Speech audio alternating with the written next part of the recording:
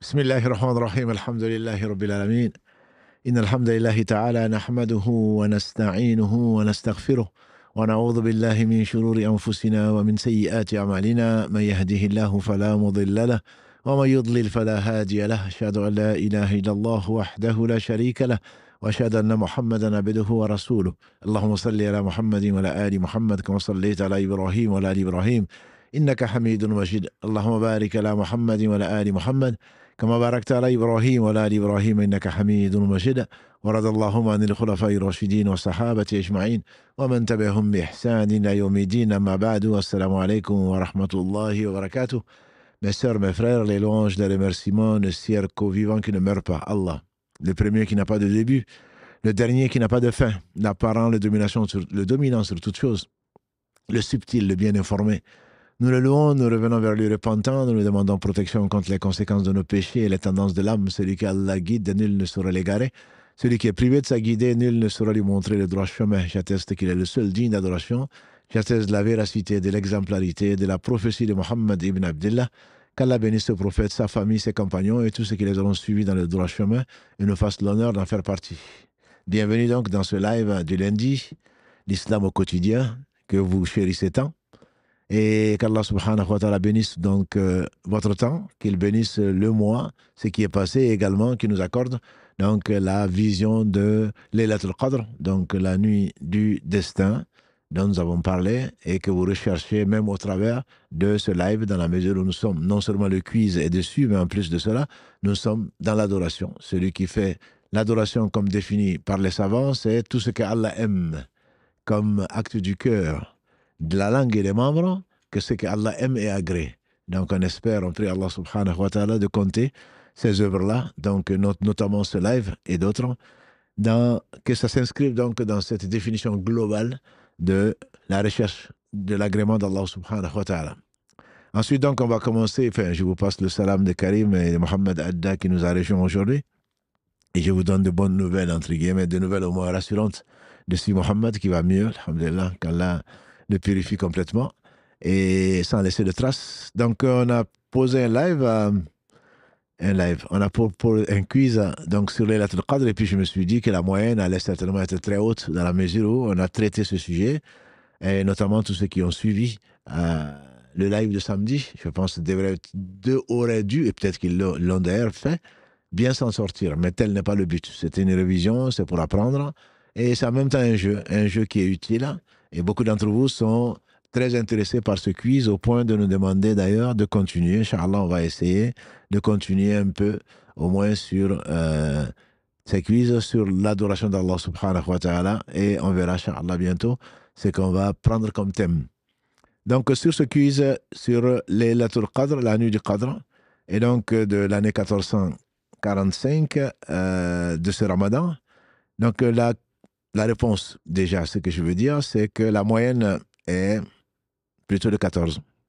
Vous avez été 1683 à cette heure à répondre. Donc, à ça, c'est un très bon score, pour moi en tout cas, que 1683 personnes s'intéressent. Donc, et veuillent apprendre, c'est énorme. Et qu'Allah vous récompense par le meilleur. La moyenne, donc, est de 13,83 points sur 20. Soit à peu près 14 points, c'est bien. C'est une mention bien. Et donc, il y a 4 questions qui n'ont pas été bien comprises, sur lesquelles peut-être qu'on va insister un peu, les questions 6, 11, 12 et 13. La première question, croire au destin est-il un article de foi? Donc, sans grande surprise, 96% d'entre vous ont dit oui. De ceux qui ont joué ont dit oui. Ils ont bien raison, mais c'est quand même un peu inquiétant que 3,3%, soit 56 personnes, et 16 personnes qui disent qu'ils ne savent pas. Donc, les articles de foi sont des choses qu'il faut connaître. Quand l'ange Gabriel est venu trouver le prophète sallallahu, il lui a posé la question, qu'est-ce que c'est que le destin? Qu'est-ce que c'est que la foi? Il dit, la foi consiste à ce que tu crois en Allah, en ses anges, en ses livres, en ses messagers, au jour du jugement dernier et au destin, qu'il soit bon ou mauvais.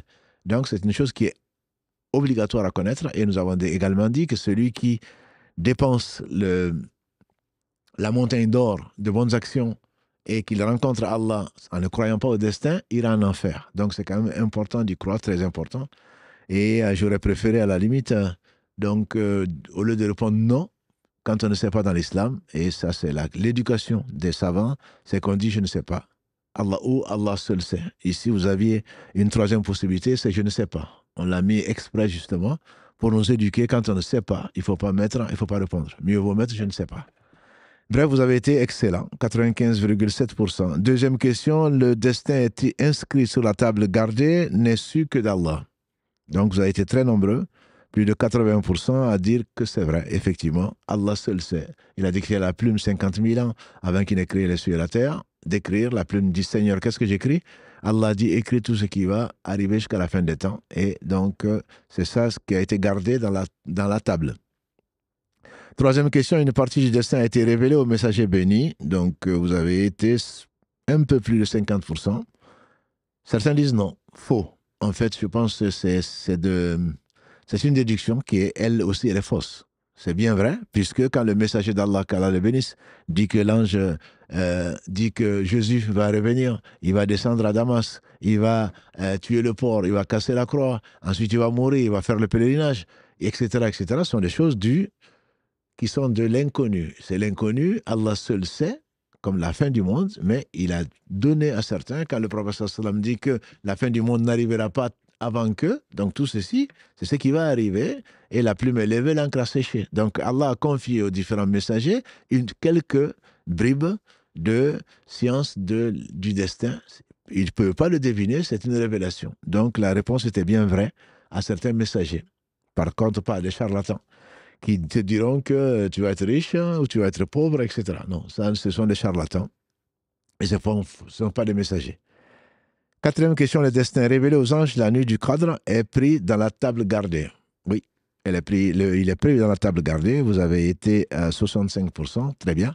Et on peut ne pas le savoir, mais quand on ne sait pas, j'aimerais que les prochains quiz, que je ne sais pas, le pourcentage augmente, et plutôt que de donner une réponse qui n'est pas correcte. C'est vrai, puisque tout est dans la table gardée. C'est ensuite, on a parlé du destin existentiel de l'homme et de la femme, le destin annuel, qui est l'Laylatul Qadr, et le destin journalier, on en a parlé. Cinquième question, le destin révélé aux anges, la nuit du Qadr contient tout ce qui arrivera dans l'univers dans l'année. La réponse est bien oui, c'est vrai, 74% vous avez été. Pourquoi? Parce que les anges ne descendent pas seulement avec ce qui va nous arriver nous. Avec ce qui arrive musulmans, non musulmans, aux animaux, il va pleuvoir, il va y avoir un séisme, il va y avoir une tornade, il va y avoir ceci, cela. Donc tout ceci, bien entendu, est écrit dans le destin et les anges descendent avec tout ceci. Puisque Allah dit, min kulli amr. Tanazalul malaikatu wa ruhu fiha bi idni rabbihim, les anges descendent ainsi que l'esprit, on dit l'ange Gabriel, par la permission de leur Seigneur, avec tout ordre. Donc c'est vraiment bien l'univers. Donc la question 6 qui a été peut-être mal posée ou mal comprise, le destin dont les anges sont porteurs la nuit du Qadr peut changer en cours d'année. Si ça vient de la table gardée, ça ne peut pas changer. Ils prennent la table gardée, ce qu'elle leur dit. Là, c'est que ce dont on avait parlé, le destin suspendu, c'est autre chose. Donc ce n'est pas ce que les anges, ce avec quoi les anges descendent, nécessairement ça vient de la table gardée, donc c'est faux, il ne peut pas changer en cours d'année. Et là, vous n'avez été que 34% à donner la bonne réponse, après la réponse que moi j'attends en tout cas, alors que vous avez été plus près de 56% à dire que c'était vrai. Le destin inscrit par l'ange chargé des matrices contient le terme de la vie de chacun. Vous avez été 75% à dire que c'est vrai. Et effectivement, c'est vrai. Là, il écrit 4 choses, dont le terme de la vie. Et donc, ensuite, les 3 autres qu'on a vu, la subsistance, si c'est un garçon ou une fille, ou les œuvres, et en même temps, donc, s'il est malheureux, il va être malheureux ou bien heureux. On parle de l'au-delà. 8e question, le destin annuel est révélé la nuit du 10 Muharram, c'est-à-dire Ashura. C'était bien sûr un piège. Ce n'est pas la nuit du... Quand je mets Ashura, Ashura c'est le jour où Allah a sauvé Moussa de Pharaon. Donc c'est pas Laylatul Qadr. Donc Laylatul Qadr, c'est dans la dernière décade donc, du mois de Ramadan. 9e question, la nuit du Qadr se situe dans les nuits impaires du dernier tiers du Ramadan. La réponse était vraie et vous avez été nombreux donc à avoir la bonne réponse. Mais 10% quand même ont dit non. Et je ne sais pas s'ils veulent actualiser en disant qu'il y a des hadiths qui disent que ça peut être père, oui, mais le père quelque part est impair ailleurs. Donc, c'est quand même, les hadiths très nombreux disent que c'est une des nuits impaires de la dernière décade comme ce soir, pour ceux qui sont en Europe, pour ceux qui ont en tout cas commencé le jeûne le lundi avec nous. 11e question. L'adoration de la nuit du Qadr est récompensée comme celle effectuée durant plus de 70 ans, 100 ans, 1000 ans, je ne sais pas. Donc le Milan a failli remporter 42%, alors que plus de 70 ans, c'était presque pareil. C'est une question piège. Je n'ai pas dit 1000 mois. Donc beaucoup ont mis 1000 ans. Laylatul Qadr khayrun min alfi shahr. Allah a dit c'est mieux que 1000 mois. Il n'a pas dit mieux que 1000 ans. Donc ce n'était pas la réponse correcte. La réponse correcte, donc, c'était meilleur que 1000 mois qui font 83 années, et je n'ai pas mis 83 années, bien entendu, c'est fait exprès. Autrement, on l'aurait trouvé, c'est plus que 70 ans, forcément, puisque 83 ans sont plus que 70 ans et sont moins que 100 ans. Donc, c'est bien 70 ans, la première réponse qui était la bonne. 12. Qui veille en prière la nuit du Qadr avec foi et espoir de récompense verra tous ses péchés pardonnés, et vous avez été nombreux, très nombreux, 75% presque, à dire que tous les péchés sont pardonnés. Alors que nous avons passé quelques minutes, au moins un quart d'heure, à dire que quand tu parlais de péchés, c'est des péchés véniels, c'est des péchés mineurs, puisque le prophète sallam a dit de la prière à la prière, du vendredi au vendredi, de la umrah à la umrah, du ramadan au ramadan, tous les péchés sont pardonnés si on évite les péchés majeurs. Donc, les péchés majeurs ne sont pardonnés qu'à la condition expresse de se repentir, d'arrêter, de regretter, d'essayer de ne plus le refaire, réparer quand il y a besoin, et ensuite prendre le droit chemin. Donc, il s'agit des péchés véniels, qui ne sont pas des petits péchés, puisqu'il n'y a pas de petits péchés. Là, l'écrasante majorité donc, a dit que c'était les péchés, tous les péchés. Ce n'est pas tous les péchés. 13e question, qui donnera à manger à des pauvres la nuit du Qadr et assuré de rentrer au paradis. Et là aussi, vous avez été presque aussi nombreux à dire que c'est vrai et c'est faux. Bien entendu que non. La réponse est non, parce que si c'était le cas, je pense qu'on serait tous spécialisés dans la restauration et donner à manger à tout le monde si ça assure vraiment l'entrée au paradis. Non. Celui qui nourrit un jeûneur aura la même récompense. Mais l'entrée au paradis n'est même pas, comme vous le savez. Le prophète, alayhi salatu salam, il a dit aucun d'entre vous ne rentrera au paradis par ses actes. On dit même toi, il dit même moi, si Allah ne me fait pas miséricorde. Donc c'est la miséricorde d'Allah qui nous fait rentrer au paradis. Ce n'est certainement pas là, le fait de donner à manger, qui est un acte qui provoque la miséricorde d'Allah, mais personne n'est assuré de rentrer au paradis parce qu'il a donné à manger à un nécessité ou un pauvre la nuit du Qadr. Donc la réponse était bien faux. 14e question, les prières nocturnes du Ramadan s'achèvent avec la nuit du Qadr.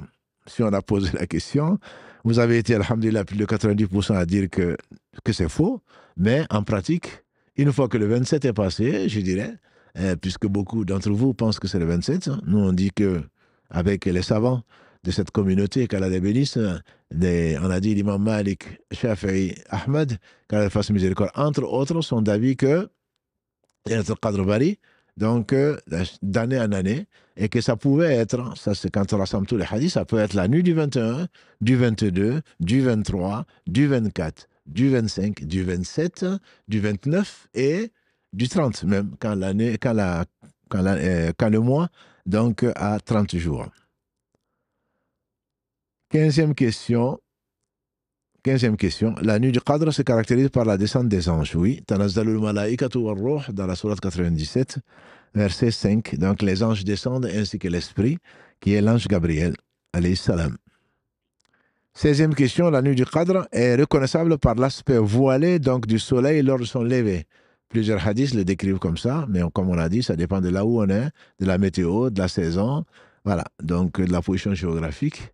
S'il y a des nuages, bien entendu, le ciel va pas être voilé. C'est le ciel qui va être voilé, ce n'est pas seulement le soleil. 15e question, je crois. Ça, c'était la 15e. 16e question, la nuit du Qadr est reconnaissable à l'aspect voilé du soleil lors de son lever, oui. 17e question, celui qui recherche la nuit du Qadr mais ne voit aucun signe distinctif n'aura pas de récompense. Bien sûr que non, la réponse est fausse. On aura la récompense même si on ne voit pas de signe, soit par rêve, soit par un soleil voilé le lendemain ou le matin. Donc vous avez été 95% pratiquement à trouver que ceci n'est pas vrai et effectivement ce n'est pas vrai. 18e question, celui qui ne jeûne pas le jour précédent la nuit du Qadr ne pourra espérer la récompense promise. La réponse, bien sûr, elle est fausse. Vous avez été plus de 80% à trouver que c'est faux. Ce n'est pas parce qu'on n'a pas jeûné qu'on ne va pas avoir donc, la récompense de l'Atul Qadr quand on la cherche. Allah est bien plus généreux que cela. Pénultième question, donc la 19e. Dixième question, on ne voit la nuit du Qadr qu'une fois dans sa vie. Certains le pensent, c'est pour cela qu'on a mis un quiz. Non, c'est faux. C'est faux et vous avez été 90% à reconnaître que c'était faux. La nuit du Qadr, on peut la voir combien de fois, autant que Allah le veut, subhanahu wa ta'ala, et plusieurs fois, on l'espère d'ailleurs. Et donc, ça ne va pas être 83 ans d'adoration, ça va être autant de fois qu'Allah nous a permis donc de la rechercher. Dernière question, le prophète béni sallallahu alayhi wa sallam a conseillé la nuit du Qadr des invocations, parmi lesquelles oh Allah, tu es celui qui pardonne, tu aimes le pardon, pardonne-moi. Et oh Allah, accroche-moi à ton paradis, etc. etc. Donc le hadith rapporté par notre mère Aïcha qui a demandé à son cher époux, le prophète sallam, qui lui a demandé, Ya Rasulallah, vois-tu si je coïncide avec la nuit du Qadr, qu'est-ce que je dis? Il a dit, Ya Aïcha dit, Allahumma innaka afoun tuhibbul afwa fa'fu anni. Oh Allah, tu es celui qui pardonne ou qui efface, tu aimes pardonner et pardonne-moi. Voilà. Voilà donc les 20 questions et les réponses. Qu'Allah subhanahu wa ta'ala nous enseigne ce qui nous sera utile et nous fasse profiter de ce qu'il nous a enseigné subhanahu wa ta'ala. Il est le sage, le miséricordieux. Donc on va passer maintenant à vos questions et on va profiter donc de ce plateau avec Karim et avec Mohamed Adja pour essayer de répondre à vos questions. Oui, salam alaikum. Salam alaikum, cher. Barakallahu fik pour ces réponses concernant le quiz. Salam alaikum à toutes et à tous. Alaikum salam. Alhamdulillah, ça fait plaisir de vous retrouver lundi soir. Donc, Inch'Allah, on va essayer de continuer, rester dans la continuité un peu du samedi. Et je vois qu'il y a déjà des appels. Je pense qu'on va donner la priorité, donc comme c'est le lundi, aux questions qui sont posées. Donc, on va commencer par les questions téléphoniques, Inch'Allah, cher. Inch'Allah. Allô? Allô? Salam alaikum. Salam alaikum. Allô? Alors apparemment, alhamdoulilah, il y a un petit souci le temps que Karim règle.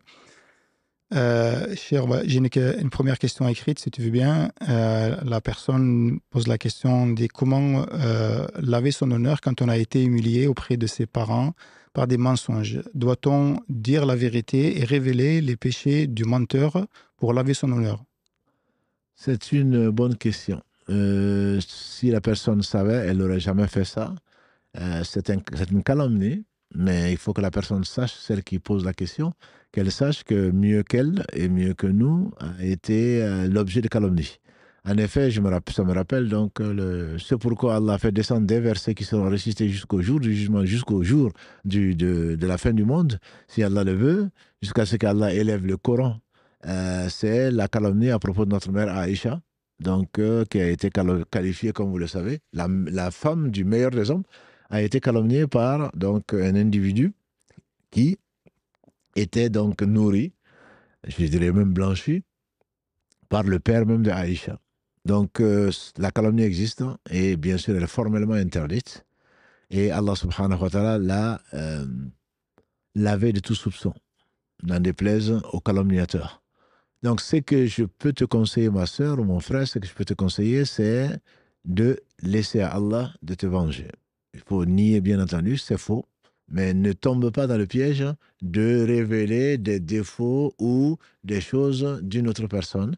Celui qui cache les défauts de quelqu'un, même si c'est un pervers, dans ce cas, la calomnie est de la perversion. Celui qui cache les défauts de son frère ou de sa sœur, Allah lui cachera ses défauts au jour du jugement dernier. Donc, mais tu as le droit, effectivement, de révéler des secrets. Mais simplement, révéler les secrets, c'est prendre des péchés. Même si là, tu ne fais que te défendre, le mieux, c'est de laisser Allah subhanahu wa ta'ala en disant Hasbi Allah wa ni'mal wakil, Allah me suffit, c'est le meilleur des garants. Et bon, moi, Allah sait que c'est faux et apporte les preuves de ce que tu dis. Donc, si Allah te donne cette patience, certainement, tu ne vas pas regretter et tu auras certainement l'agrément d'Allah. Ce serait, Inch'Allah, la meilleure des positions dans ta situation. Non. Normalement, c'est bon pour les appels. Allô? Allô, oui, bonjour, salam alaikum. Salam alaikum. Déjà, je voulais vous remercier pour tout ce que vous faites pour la Oumma. Allah C'est exceptionnel, tout le temps que vous prenez pour tout le monde. Franchement, même quand vous répondez en message privé sur Instagram, c'est exceptionnel. Franchement, barakallahu fikum. À vous et à toute l'équipe. Allah yabarak. Merci. Donc, moi, j'avais en fait une question concernant la zakat al-fitr. En fait, je suis divorcée et moi, je sors la zakat en nourriture. Sauf que le père, lui, la sort en argent et pas forcément dans les délais impartis. J'ai la garde de la fille, elle est une semaine sur deux chez son père, enfin un week-end sur deux, pardon. Et moi, ma question, c'était de savoir à qui incombe de payer la zakat. Est-ce à moi ou est-ce à lui, sachant que lui, il la sort en argent et pas forcément en nourriture. Alhamdulillah, tu fais bien de sortir la nourriture, mais ce n'est pas ton devoir. Le devoir de la zakat al-fitr est une obligation pour chaque chef de famille, entre guillemets, chaque responsable. Et c'est le père qui est responsable de la dépense sur ses enfants, même s'il est divorcé.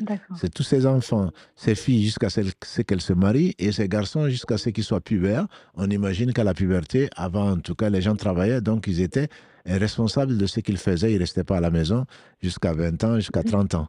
Voilà, donc tu n'es pas responsable de payer la zakat, mais le fait que tu le fasses en nourriture, certainement tu suis la sunna du prophète sallam, c'est l'avis largement majoritaire des savants, et tu en seras récompensé. Et comme tu sais que ton ex-mari le fait peut-être, et quand il le fait en argent, je te conseillerais de continuer à faire du bien, mais ce n'est pas une obligation, ce sera, Inch'Allah, ça te sera compté comme une bonne action.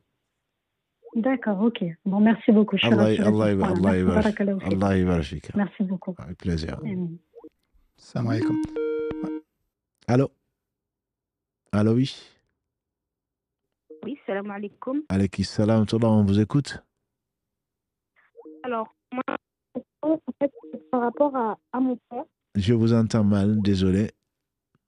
Vous m'entendez là? Oui, mais la qualité de... Allô? Oui. Vous m'entendez mieux? Oui, on vous entend mieux. Oui. Alors, je disais du coup, moi ça concerne la relation entre mon père et son frère. Depuis toujours, en fait, ils se sont jamais entendus. Mon père, depuis toujours, il a essayé d'aller vers lui. Il a essayé, à chaque fois fait le premier pas. À chaque fois, en fait, il s'adressait à un mur. Et du coup, je voulais savoir comment ça se passe. Parce que ça fait... ça va faire quoi? Ça va faire plus d'un an, en fait, qu'ils ne se sont plus adressé la parole. Non, Alhamdulillah, ça arrive, ça vient de Shaitan. Et le prophète sallam, comme on le sait, nous a affirmé ce que son Seigneur subhanahu wa ta'ala lui a révélé à propos du lien de parenté qui est sacré. Et le lien de parenté s'est accroché au trône et il a dit à Allah qu'il avait peur d'être coupé. Et Allah lui dit, est-ce que tu seras satisfait que je me lie à celui qui se lie à toi, que je me coupe de celui qui se coupe de toi? Il a dit oui. Et Allah dit, ça t'est assuré. Donc, ne pas s'adresser la parole pendant un an, c'est 3 jours. 2 musulmans ne doivent pas passer plus de 3 jours sans s'adresser la parole. Bien entendu, ce n'est pas dans le cas de désobéissance à Allah. Un enfant ou une femme ou un homme ou quelqu'un d'autre fait des choses et on le met en garde et continue à faire des choses, on peut couper la parole pour Dieu. On peut se fâcher pour Dieu. On doit même se fâcher pour Dieu. Maintenant, si ce n'est pas ça, c'est pour les choses mondaines, entre guillemets, je conseillerais à votre père d'essayer de renouer, de lui envoyer des messages, de lui envoyer des messagers. Peu importe, il n'a pas, c'est toujours moi qui commence, ce n'est pas un problème. Comme a dit le prophète sallam, quand les deux ne s'adressent pas à la parole, bien entendu, ils ne sont pas félicités. Et le meilleur d'entre eux, c'est le premier qui adresse la parole à l'autre. Qu'il s'adresse à un mur, c'est pas grave. Les anges l'écrivent, Allah sera satisfait de lui, et c'est l'autre qui aura coupé le lien de parenté, c'est pas votre père. Donc on souhaite à votre oncle d'être raisonnable, de revenir aux sages préceptes de l'islam. S'il ne le fait pas, c'est lui qui perd. Donc je vous conseille de conseiller votre père de continuer s'il peut. Mais souvent on est dans l'ego, en disant non, c'est toujours moi qui vais vers lui, c'est jamais il ne vient vers moi, et bien ça suffit. Non, non, ça suffit pas. Quand tu fais du bien, quand on te fait du bien, tu fais du bien. Quand on te fait du mal, Allah, qu'est-ce qu'il dit dans la sourate 41, verset 34, idfa' billati hiya ahsan. Repousse le mal par le bien. فَإِذَا الَّذِي بَيْنَكَ وَبَيْنَهُ عَدَاوَةٌ كَأَنَّهُ وَلِيٌّ حَمِيمٌ. Et tu verras que celui qui est ton ennemi va devenir ton ami invétéré. Ton ennemi invétéré va devenir ton ami intime. Donc, il faut repousser le mal par le bien. C'est facile à dire, hein, je conçois, mais c'est ce que Allah nous conseille, c'est dans le Coran, c'est dans le chapitre 41, Fussilat, verset 34. Donc, qu'il demande à Allah de pouvoir accepter cette injustice-là, mais que Allah nécessairement va trancher très prochainement. D'accord. Donc, il faut qu'il continue malgré... Absolument, malgré tout. Mais Allah, s'il continue, qu'est-ce qu'Allah lui dit? وَمَا يُلَقَّاهَا إِلَّا الَّذِينَ صَبَرُوا. C'est qu'il n'y arrive que les gens qui ont été patients. Donc, s'il fait partie de cela, c'est qu'Allah le loue dans cette sourate, il peut en être fier. Donc, il faut qu'il essaye de ressembler à ces gens que Allah loue et donc que Allah a choisi pour être des exemples plutôt que de réagir. Dans l'islam, j'aime le dire, dans l'islam, on agit, on ne réagit pas, on agit. C'est qu'on voit qu'est-ce que Allah aime, qu'est-ce que son messager aime, et on le fait. On ne dit pas, il m'a fait ça, je fais ça. Il m'a pas fait ça, je fais pas ça. Ce n'est pas l'attitude correcte à avoir dans l'islam. D'accord. Barakallahu fik. Allah yabarak fik. Merci beaucoup. Jazakallah khairan. Merci beaucoup. Cher Barakallahu fik, ma soeur, une question concernant les ablutions. La personne elle dit, si jamais on perd les ablutions suite à des émissions de gaz, est-ce que il faut relaver les parties intimes? Très bonne question, parce qu'on l'entend souvent, on se demande pourquoi d'ailleurs, mais ça veut dire justement qu'on a besoin, alhamdoulilah, de rappeler.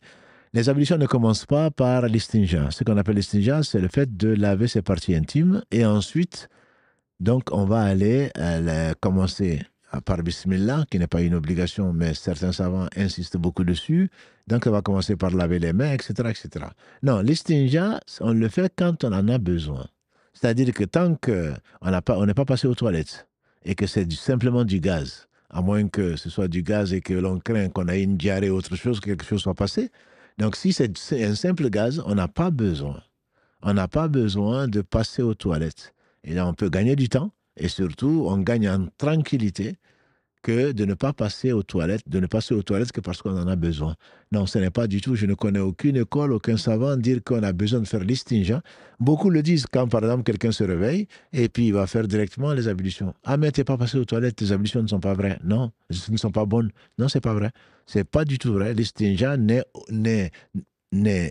exigé que quand il est nécessaire. On n'a pas uriné, on n'a pas sorti d'excréments, c'est du gaz, on n'a pas besoin de faire l'istinja. Une femme qui allaite et qui ne jeûne pas, doit-elle rattraper les jours non jeûnés? C'est une très bonne question, et c'est une question qui est récurrente, c'est que la majorité des savants disent qu'elle doit rattraper les jours. Ça, c'est la majorité des savants. Parce que dans leur effort d'interprétation, car elle récompense par le meilleur, elles disent qu'elle allaite, donc elle peut ne pas jeûner, mais une fois que le malade est guéri, une fois qu'elle n'allaite plus, elle doit donc rendre. Donc ça, c'est la règle générale qu'on tire du verset 184 de la sourate al-Baqarah. Allah permet donc aux voyageurs et donc...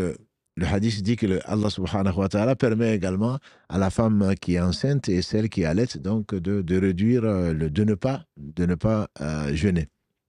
Après, il y a un avis de compagnon du prophète sallam, je pense qu'on en a parlé samedi d'ailleurs, je pense, un avis des compagnons du prophète sallam dont Anas qui n'est pas Ibn Malik, dont Ibn Abbas, qui dit que sa sœur ou sa femme, ou plutôt ou sa fille, qui est enceinte ou qui allait, de nourrir un pauvre parce qu'elle est assimilée à celle qui aurait pu jeûner et qui, mais avec difficulté, puisque donner la vie en donnant du sein à son enfant, c'est vraiment un acte d'adoration pour celle qui le fait pour cela. Et donc, il y a ces deux avis. L'avis minoritaire, c'est qu'elle a à nourrir un pauvre par jour et pas à jeûner. C'est l'avis qui paraît le plus pratique, je dirais, le plus pratique. Dans la mesure où nos mères, qu'Allah les bénisse, parfois, elles n'ont pas vu leur menstru pendant 10 ans. Pourquoi? Parce qu'elles sont tombées enceintes, le temps donc d'accoucher et ensuite d'allaiter, et ensuite elles retombaient enceintes avant même qu'il y ait un retour de couche. Donc s'il fallait rattraper tous ces jours-là, ce serait quelque chose qui serait difficile pour beaucoup d'entre elles, mais celles qui peuvent rattraper doivent rattraper, surtout si elles sont convaincues de l'avis qu'il faut le rattraper. Mais comme Allah le dit dans le verset 185 de cette même sourate Al-Baqarah, yuridu bikumullahu yusr wala yuridu bikumul usr. Allah veut pour vous la facilité et pas la difficulté. Donc il y a divergence dessus. Celle qui peut rattraper, qu'elle le rattrape parce qu'au moins elle sort de divergence. Celle qui ne peut pas rattraper ou qui est convaincue que la religion est facile et que l'avis le plus juste serait l'avis de nourrir un pauvre, doit également nourrir un pauvre. Ni l'une ne doit reprocher à l'autre sa position. Ni la première, ni la deuxième. Wallahu a'lam. Un Allô? appel. Allô? Allô? Allô? Salam alaikum. Allô? Allô, Alaykoum oui. salam. On vous écoute. Oui, c'est parce qu'en fait, je voulais poser une question au cher. Ben, vous êtes en ligne. De toute façon, même si vous parlez doucement, tout le monde vous entend. Ah, d'accord, excusez-moi. Oui, non, il n'y a pas de problème.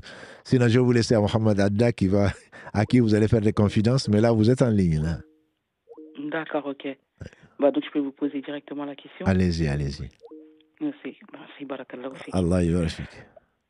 En fait, je vous explique, parce que en fait, moi, j'ai un souci avec mon ex-mari. Enfin, je ne peux pas dire mon ex-mari. On s'est séparés depuis 10 mois. Et depuis, il ne veut pas me donner mon divorce. Et donc, je me suis renseignée à plusieurs reprises. Et on m'a dit que vu que c'est moi qui vais divorcer, donc il fallait que je rende la dot. C'était la seule solution. Donc, je voulais votre avis, en fait, parce que mon père aussi s'était renseigné. Oui. Et on lui a dit que, dans tous les cas, mon mariage était invalide vu que je ne vivais plus avec lui, qu'il n'y avait plus rien entre nous. Ça, c'est faux. Les gens parlent sans science. Aucun savant ne vous dira que votre mariage est invalide parce que vous ne vivez plus avec lui même depuis 10 ans. Tant qu'il n'y a pas eu de divorce, vous êtes marié. Et ce n'est pas parce que vous n'avez pas eu de relation conjugale avec votre mari pendant tant de temps que, parce qu'on entend souvent ça, pendant 4 mois, paraît-il, et mon mari est à l'étranger, ou on est fâché, et ça fait 4 mois qu'on n'a pas eu de relation, donc on me dit que c'est automatiquement, c'est faux. Ça, c'est absolument faux. Il n'y a absolument aucune preuve de cela. Au contraire, tant que vous n'êtes pas divorcé, vous êtes marié. Après, le khulu' dont vous parlez, vous demandez le divorce, le mari refuse. Dans le khulu', la femme qui est venue trouver le prophète sallam en lui disant que je ne reproche rien à mon mari, simplement je l'ai vu venir, c'est le plus petit, c'est le plus maigre, c'est le plus vilain, et mon cœur ne peut plus l'accepter. Et le prophète sallam a demandé donc à cette femme, est-ce que tu lui rends son jardin, qui était sa dot? Elle a dit oui. Il a donc ordonné à ce compagnon de divorcer, de rendre la liberté à la femme. C'est devenu donc la règle. La règle, c'est que quand la femme demande sa liberté, elle rend la dot donc à son mari, et son mari doit donc lui rendre sa liberté. Simplement, on a un certain nombre de gens qui ne connaissent pas leur religion ou qui sont habités par la haine ou qui refusent absolument de rendre et là, ils sont en péché forcément. Mais c'est l'une des raisons pour lesquelles, s'il y avait un tribunal quelconque où vous étiez marié à la mairie, c'est que n'aime pas certains, si vous êtes divorcé par le tribunal, quel qu'il soit, et le divorce est prononcé. Mais si ce n'est pas le cas, et beaucoup de gens se contentent du mariage entre guillemets religieux, où il n'y a pas de contrat, où il n'y a rien, bien entendu, le mari peut jouer sur ce facteur-là et dire qu'il ne veut pas. Mais il est en faute, mais effectivement, des savants, certains permettent, surtout contemporains, pour ces cas-là, de passer par le centre islamique. Mais bon, le centre islamique n'est pas un juge. comme vous le savez en France ou ailleurs. Donc, il n'y a pas de juridiction qui corresponde à l'islam. Donc, il y a une juridiction qui est générale, qui s'applique à tout le monde. Et donc, ce n'est pas parce que l'imam n'est pas là pour juger, ce n'est pas un juge. L'imam est là pour aider, pour informer. Il peut célébrer des mariages religieux après un mariage civil, mais il ne peut pas divorcer. Il ne peut pas prononcer un divorce. Bon, quand on demande aux savants qui ne sont pas, qui sont dans des pays musulmans, ils disent, mais s'il n'y a personne, s'ils refusent, allez-y voir le centre islamique. Le problème, c'est que le centre islamique n'a pas cette fonction-là. N'a pas cette fonction. Mais bon, s'il y a eu des possibilités, chez les Malikites ou les Chafiites, il est possible donc d'exiger du mari qu'il prononce le divorce. S'il refuse, on amène 2 témoins et à ce moment, on décide que le mariage est dissous. Mais ça n'engage en fait que ces personnes-là, le mari peut très bien dire « Tu restes ma femme, je ne t'ai pas divorcé, donc… » Voilà, c'est le premier là. C'est pour cela qu'il faut encourager les personnes pour trouver… en France, l'article 433-21 du Code pénal condamne à 1 an de prison et 7 500 € d'amende tout imam ou rabbin ou prêtre qui célèbre un mariage religieux avant un mariage civil. Donc ne maudissez pas les imams, c'est la loi qui le fait ça. C'est l'article 433-21 du Code pénal. Tout le monde peut aller le vérifier. Et donc, c'est la raison pour laquelle, s'il n'y a pas de religieux, s'il n'y a pas de civil, plutôt aujourd'hui, il est interdit donc à quelqu'un du culte, à quelqu'un du ministère du culte, de pouvoir célébrer un mariage. Donc, s'il n'y a pas de mariage civil, vous n'avez pas d'autre choix, à mon humble avis, que de prier Allah, de passer par votre père, de passer par les amis de cet homme qui refuse de vous rendre la liberté, de lui mettre la pression. Voilà, en lui rendant sa dot, bien sûr, puisqu'il n'aura pas, à ce moment, il n'aura pas d'excuse pour ne pas vous rendre votre liberté. Parce que justement, il a dit qu'il refuse de reprendre la dot. Donc, mais il peut refuser de reprendre la dot tout en vous rendant votre liberté. Et reprendre la dot est un devoir. Mais s'il dit, moi, je ne veux pas la dot, tu l'as et ça t'appartient, mais ce n'est pas pour autant que ça ne lui donne pas le droit de vous refuser votre liberté. Je veux dire, justement, oui, parce qu'il dit qu'il refuse la dot et il refuse aussi de me donner ma liberté. Non, il ne peut pas refuser. Ça, je pense qu'il faudrait vraiment voir ses parents. Justement, parce que là, mon père, en fait, on a décidé justement de rendre la dot à sa mère. Ben, ce n'est pas parce que vous avez rendu la dot à sa mère que c'est automatique. Mais moi, je pense qu'il faudrait user de tous les moyens. Qu'est-ce qu'il veut? Il faut lui demander qu'est-ce qu'il veut. Il veut qu'on le paye pour qu'il divorce? Non, c'est juste que, en fait, comme on a des enfants ensemble, donc il n'est pas d'accord pour que je puisse refaire ma vie plus tard. Non, ça, ce n'est pas… La garde des enfants, c'est autre chose. Non, mais lui, c'est ça son excuse, en fait. Voilà, non, mais il n'aura pas d'excuse devant Dieu. C'est tout ce que je peux lui dire. Il n'aura pas d'excuse devant Dieu d'avoir… Qu'est-ce que je dois faire, en fait? C'est ça le problème. Je vous dis, ce que vous devez faire, c'est utiliser sa mère, c'est utiliser son oncle, c'est utiliser qui vous pouvez, qui ait une délégation ou pas, pour vous débarrasser donc de cet homme, puisqu'il n'a pas à refuser de vous rendre votre liberté. Bon, malheureusement, pour moi, c'est un abus de pouvoir. C'est un abus de pouvoir. Justement, c'est un abus de pouvoir parce qu'il se prend plus puissant, en fait. C'est ça le problème. Oui, mais il n'est pas puissant. Dieu seul est puissant. Et il n'a qu'à craindre Dieu parce que s'il rencontre Dieu, il va regretter d'avoir fait de l'injustice à son ex-épouse ou à son épouse encore, puisque vous n'êtes pas divorcé. D'accord. Barakallah fik, ma sœur. Qu'Allah vous assiste, Inch'Allah. Allah yarfik. Qu'Allah vous récompense, ma fille. Cher, une question écrite. Oui. A-t-on le droit de lire des livres qui ne sont pas forcément liés à la religion, qui soient d'ordre scientifique, historique, même poétique, et de trouver des passages intéressants et de s'en inspirer pour mener sa vie, en fait? S'en inspirer pour mener sa vie, ça veut dire qu'on a choisi entre la révélation et ce qu'un homme a pu produire. Ça, je dirais non. Mais lire des poèmes, être romantique, c'est comme un beau coucher du soleil, c'est comme aller à la mer, c'est comme aller à la montagne. Bien sûr, ça inspire, ça peut inspirer, mais en tirer d'une production humaine, en tirer un mode de vie, c'est un choix que l'on fait comme religion.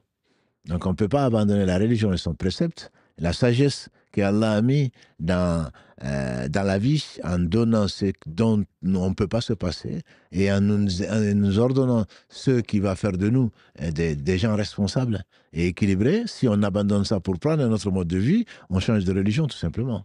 Si en plus de surcroît on pense que c'est mieux que ce qu'Allah a révélé, à ce moment on sort carrément de l'islam. Je parle des musulmans bien sûr. bien sûr qu'on fait ce qu'on veut. Mais c'est le statut de cette personne-là qui choisit autre chose comme mode de vie, j'entends, et qui rejette la révélation. C'est quelqu'un qui n'est pas musulman. Quand même, s'il prend ces lectures-là un peu comme un compliment, en fait, de vos philosophiques ou autre.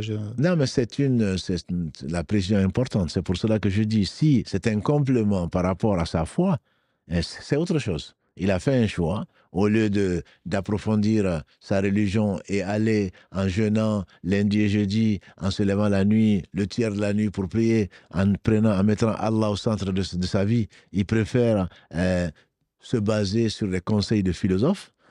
Pour moi, il est dans l'erreur, mais il reste bien sûr musulman s'il croit. Il n'y a pas de souci. Mais il a fait son choix et donc il en tirera les conséquences. Par contre, si il en fait son mode de vie en abandonnant ce qu'Allah a révélé, bien entendu qu'il n'est plus musulman. Barakallah fik, Cheikh. Un appel, Inch'Allah. Salam alaikum. Wa alaykum salam wa rahmatullah. Alors, tonton Dafi, qu'Allah subhanahu wa ta'ala vous récompense, vous ainsi que toute votre équipe. Barakallah fiki. Qu'est-ce qu'on pourrait conseiller à quelqu'un qui dit je n'utilise que le Coran et je ne suis que l'enseignement du Coran sans pour autant utiliser les hadiths? Je m'explique, par exemple, ma soeur elle était dans un débat avec une personne, c'est sa meilleure amie en quelque sorte, et elle lui conseille tout le temps de prier. Et après, la cousine de cette dernière lui a ramené un verset comme quoi, dans la sourate Torah, et la personne lui dit le verset 130. Supporte patiemment ce qu'ils disent et s'élève sans louange avant le lever du soleil, avant son coucher et pendant la nuit, et exalte sa gloire aux extrémités du jour. Tout à fait. Et donc là, elle explique ce verset comme quoi nous ne devrions pas faire 5 prières obligatoires, mais plutôt 3. Et que le asr et les ors, là, on doit juste glorifier Allah subhanahu wa ta'ala.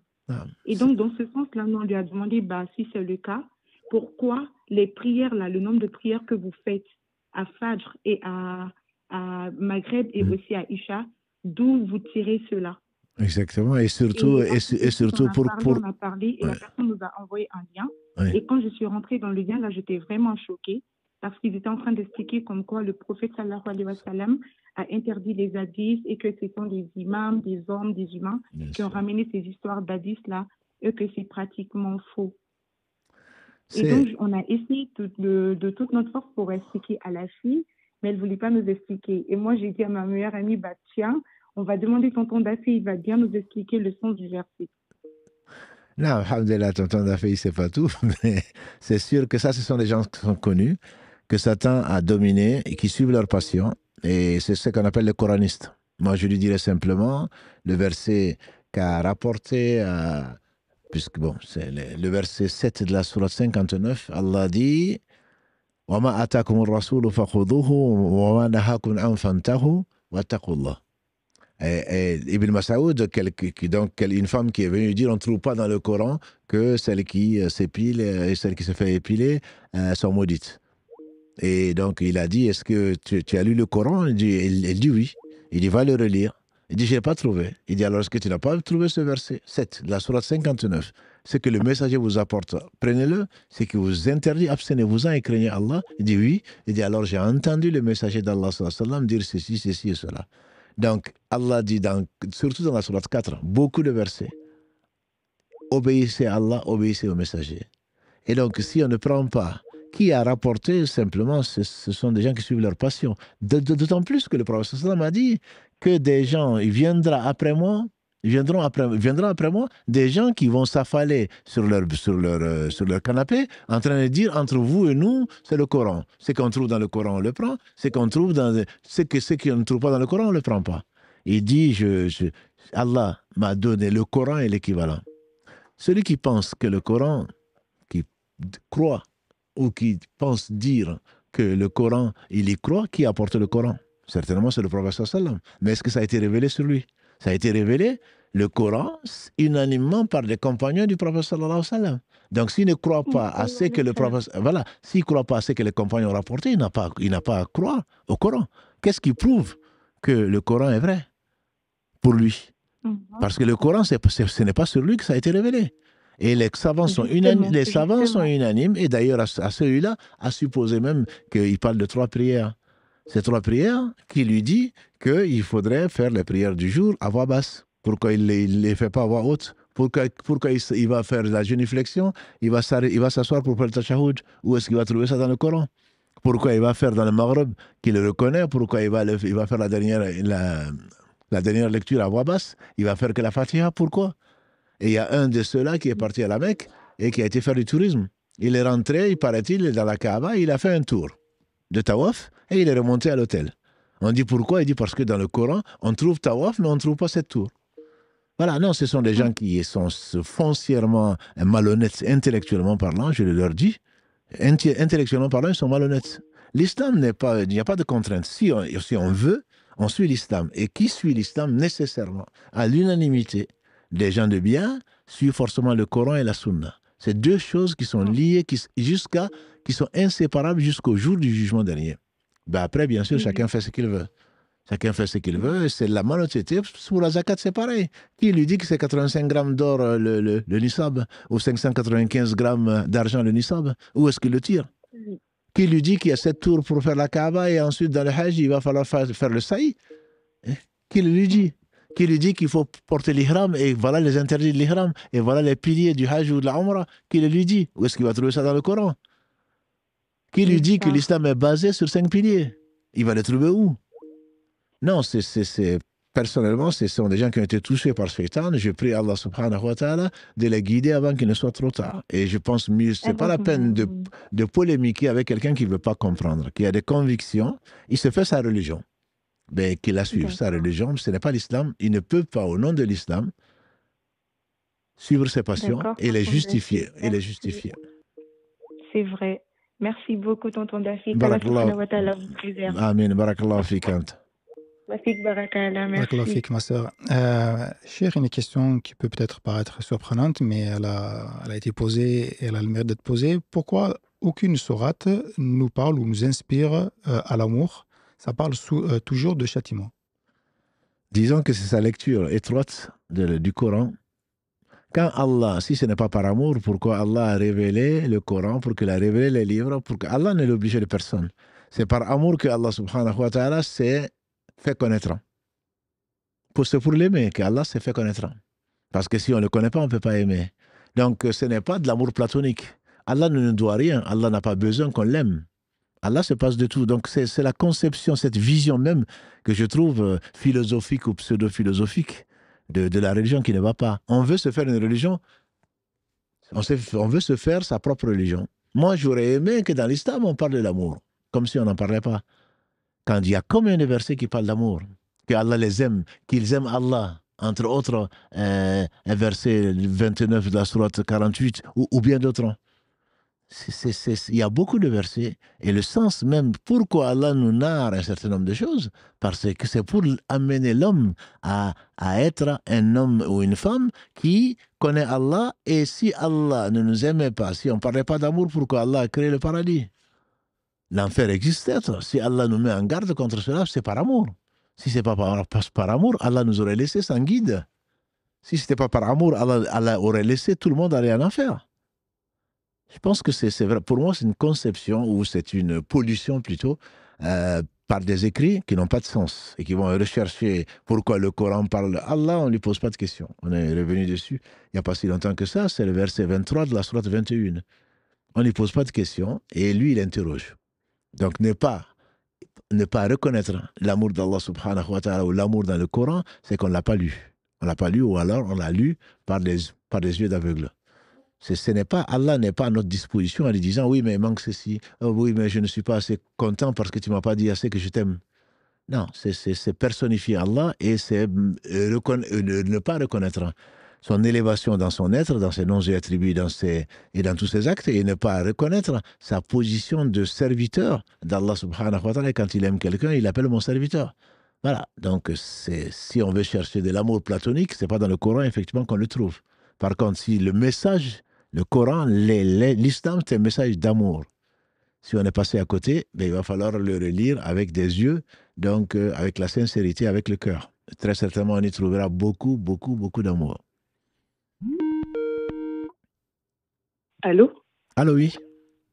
Oui, salam alaikum. Wa alaykum salam wa rahmatullah. Alors moi, j'aimerais vous poser une question. Alors, il y a 7 ans cela, je me suis mariée avec un homme. À ce moment-là, j'étais, bon, je n'avais pas de science ni rien. Au fur et à mesure des années, j'ai étudié. Et en fait, je me suis rendu compte que mon mari, il fait les sorties, il dort dans les mosquées, vous savez, les roues rouges. Et je me suis rendu compte qu'il n'y a pas que lui, c'est toute sa famille qui est dedans. Et j'essaie de le raisonner en lui disant que ça n'existe pas, mais il est têtu, buté, c'est-à-dire qu'il ne m'écoute pas. Et là, moi, la seule solution qui me vient en tête, c'est le divorce. Mais j'essaie de trouver d'autres solutions, mais je ne sais pas. Je ne sais pas quoi faire. Et j'ai peur parce que j'ai 2 enfants, donc je ne sais plus quoi faire. Non, c'est comme on le dit, on l'a déjà fait, c'est le titre d'un épisode, c'est certainement pas joyeux qu'on a appelé, ça c'est une erreur de casting. Dans la mesure où on veut aller vers l'au-delà, donc il faut savoir que c'est que l'au-delà, comment c'est défini, c'est la religion qui l'a défini, et pas suivre ses passions. Et dans l'islam, alhamdoulilah, on nous amène et on insiste dessus sur de demander aux gens de savoir si on ne sait pas. Donc c'est pas parce que ma famille fait ceci, c'est pas parce que mon cheikh dit cela que c'est la vérité. La vérité, c'est Allah a dit, le messager a dit, les compagnons ils ont dit. Donc je comprends effectivement le dilemme dans une famille et il faut tout faire pour éviter le divorce, même s'il est permis en dernier ressort.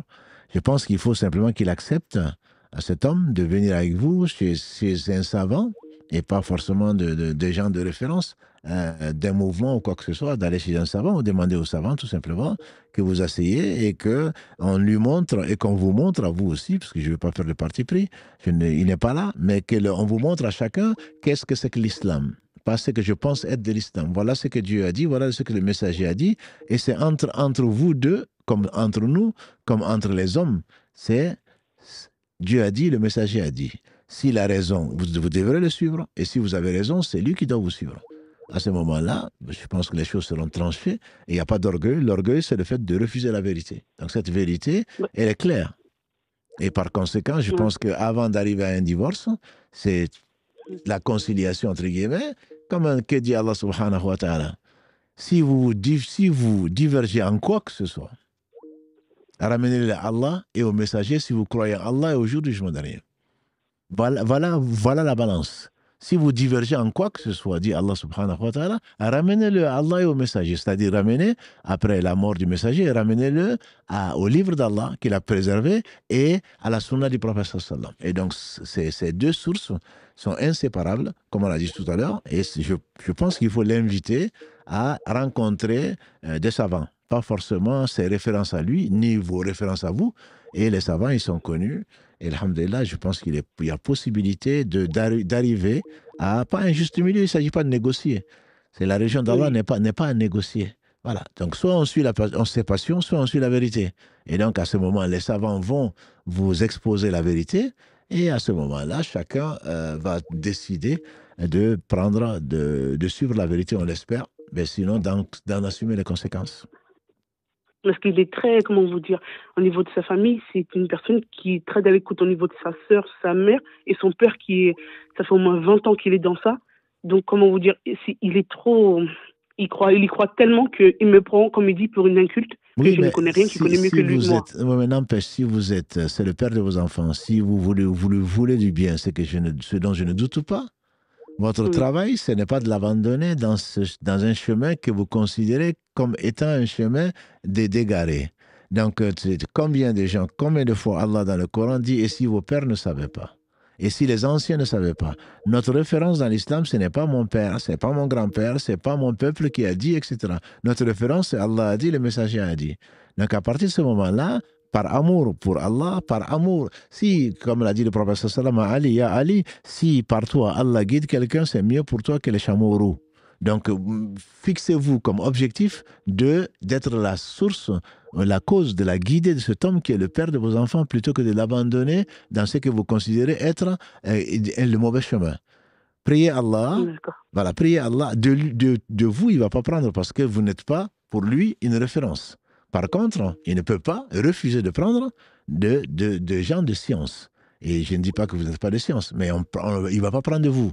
Donc, invitez-le, pas un débat, pas une dispute, invitez-le à consulter, tous les deux, avec témoins si besoin en était, des gens de science que lui reconnaît, je l'espère, que vous vous reconnaissez, et ensuite vous vous asseyez et vous demandez des conseils. Qu'est-ce que Dieu dit? Qu'est-ce que le Coran dit? Qu'est-ce que le hadith dit? Et à ce moment-là, je pense que ce sera, je l'espère pour lui, l'occasion de découvrir et de se remettre en cause et de suivre, donc, de suivre l'islam, ou alors, s'il fait autre chose, au moins il aura été averti et il aura été aidé pour suivre la droite voie, Inch'Allah. D'accord. Barakallahu fik. Allah yabarik fik, ma sœur. Allah yabarik fik. Salam Barakallah. alaikum. Alaykum salam wa rahmatullah. Salam alaikum. Cheikh, oui, juste avant de prendre l'appel, un petit rappel, Inch'Allah, parce qu'il y a beaucoup d'appels, les gens nous appellent, donc alhamdoulilah, vous êtes très nombreux encore ce soir, plus de 2500 personnes qui nous suivent, donc juste on vous demande d'être patient, ne raccrochez pas quand vous appelez, laissez sonner jusqu'à votre tour arrive. Alhamdoulilah, c'est comme un service administratif, des fois quand on veut vraiment avoir une réponse sur un document important, on attend, on patiente, donc là c'est pareil, alhamdoulilah, soyez juste patient jusqu'à ce que votre tour arrive, Inch'Allah, et on vous prendra dès que possible. C'est bon, Karim? Allô, salam alaikum? Allô, salam alaikum? Ah. Alhamdulillah, là, ils ont tous raccroché. Alhamdulillah, une question écrite, Cheikh, le temps qu'il rappelle. On va revenir, Cheikh, sur le jeûne. Quand une personne n'a pas pu jeûner des jours de Ramadan, soit qu'elle était malade, soit c'était une sœur qui était indisposée, est-ce qu'elle est obligée de rattraper ses jours de jeûne avant de faire les 6 jours de Shawwal? C'est une question qui reviendra très bientôt et qui revient chaque fois. Quand Shawwal, il faut rappeler à nos auditeurs et auditrices qui connaissent certainement le hadith, le prophète sallam a dit, celui qui jeûne Ramadan et qui le fait suivre par 6 jours de Shawwal, c'est comme s'il avait jeûné toute l'année, bien sûr, toute sa vie. Ou les savants disent, bien sûr, s'il le fait chaque année, bien entendu. Donc, l'avis, il y a plusieurs avis. Quand on raisonne, quand on suit ses passions, quand on veut une chose, l'avis qui nous arrange, on dira, puisque Shawwal, c'est le 10e mois, et que Ramadan, je peux rendre mes jours pendant les 11 mois à venir, donc je commence par profiter des 6 jours de Shawwal, et ensuite je vais rendre mes jours. Mais l'avis le plus fort, l'avis des savants sur la question, c'est que le prophète sallam a dit celui qui jeûne Ramadan. Or, si te manque un jour, 6 jours, 8 jours, donc des monstrueux, tu n'as pas jeûné Ramadan. Tu as jeûné une partie de Ramadan. Et je connais des sœurs, alhamdoulilah, très courageuses, qui jeûnaient, qui avaient fini de rattraper leur jour de Ramadan, notamment dû à l'indisposition, et qui avaient déjà fini leurs 6 jours, avant même que moi je commence mes 6 jours. Voilà, donc je pense que l'avis le plus fort, et là où il n'y a pas de risque de se tromper, c'est bien le fait de rendre d'abord ses jours, parce que si la sœur mourait, ou le frère mourait, avant de rendre ses jours, on va lui demander compte des dettes, et pas de ce qu'il a pu faire comme bonus. Donc il faut rendre absolument le plus tôt possible les dettes qu'on a. Bien entendu, on a jusqu'au prochain Ramadan pour le rendre, mais on ne peut pas prétendre donner à Allah un bonus alors qu'on a refusé ou on a retardé de lui donner ce qu'il a rendu obligatoire.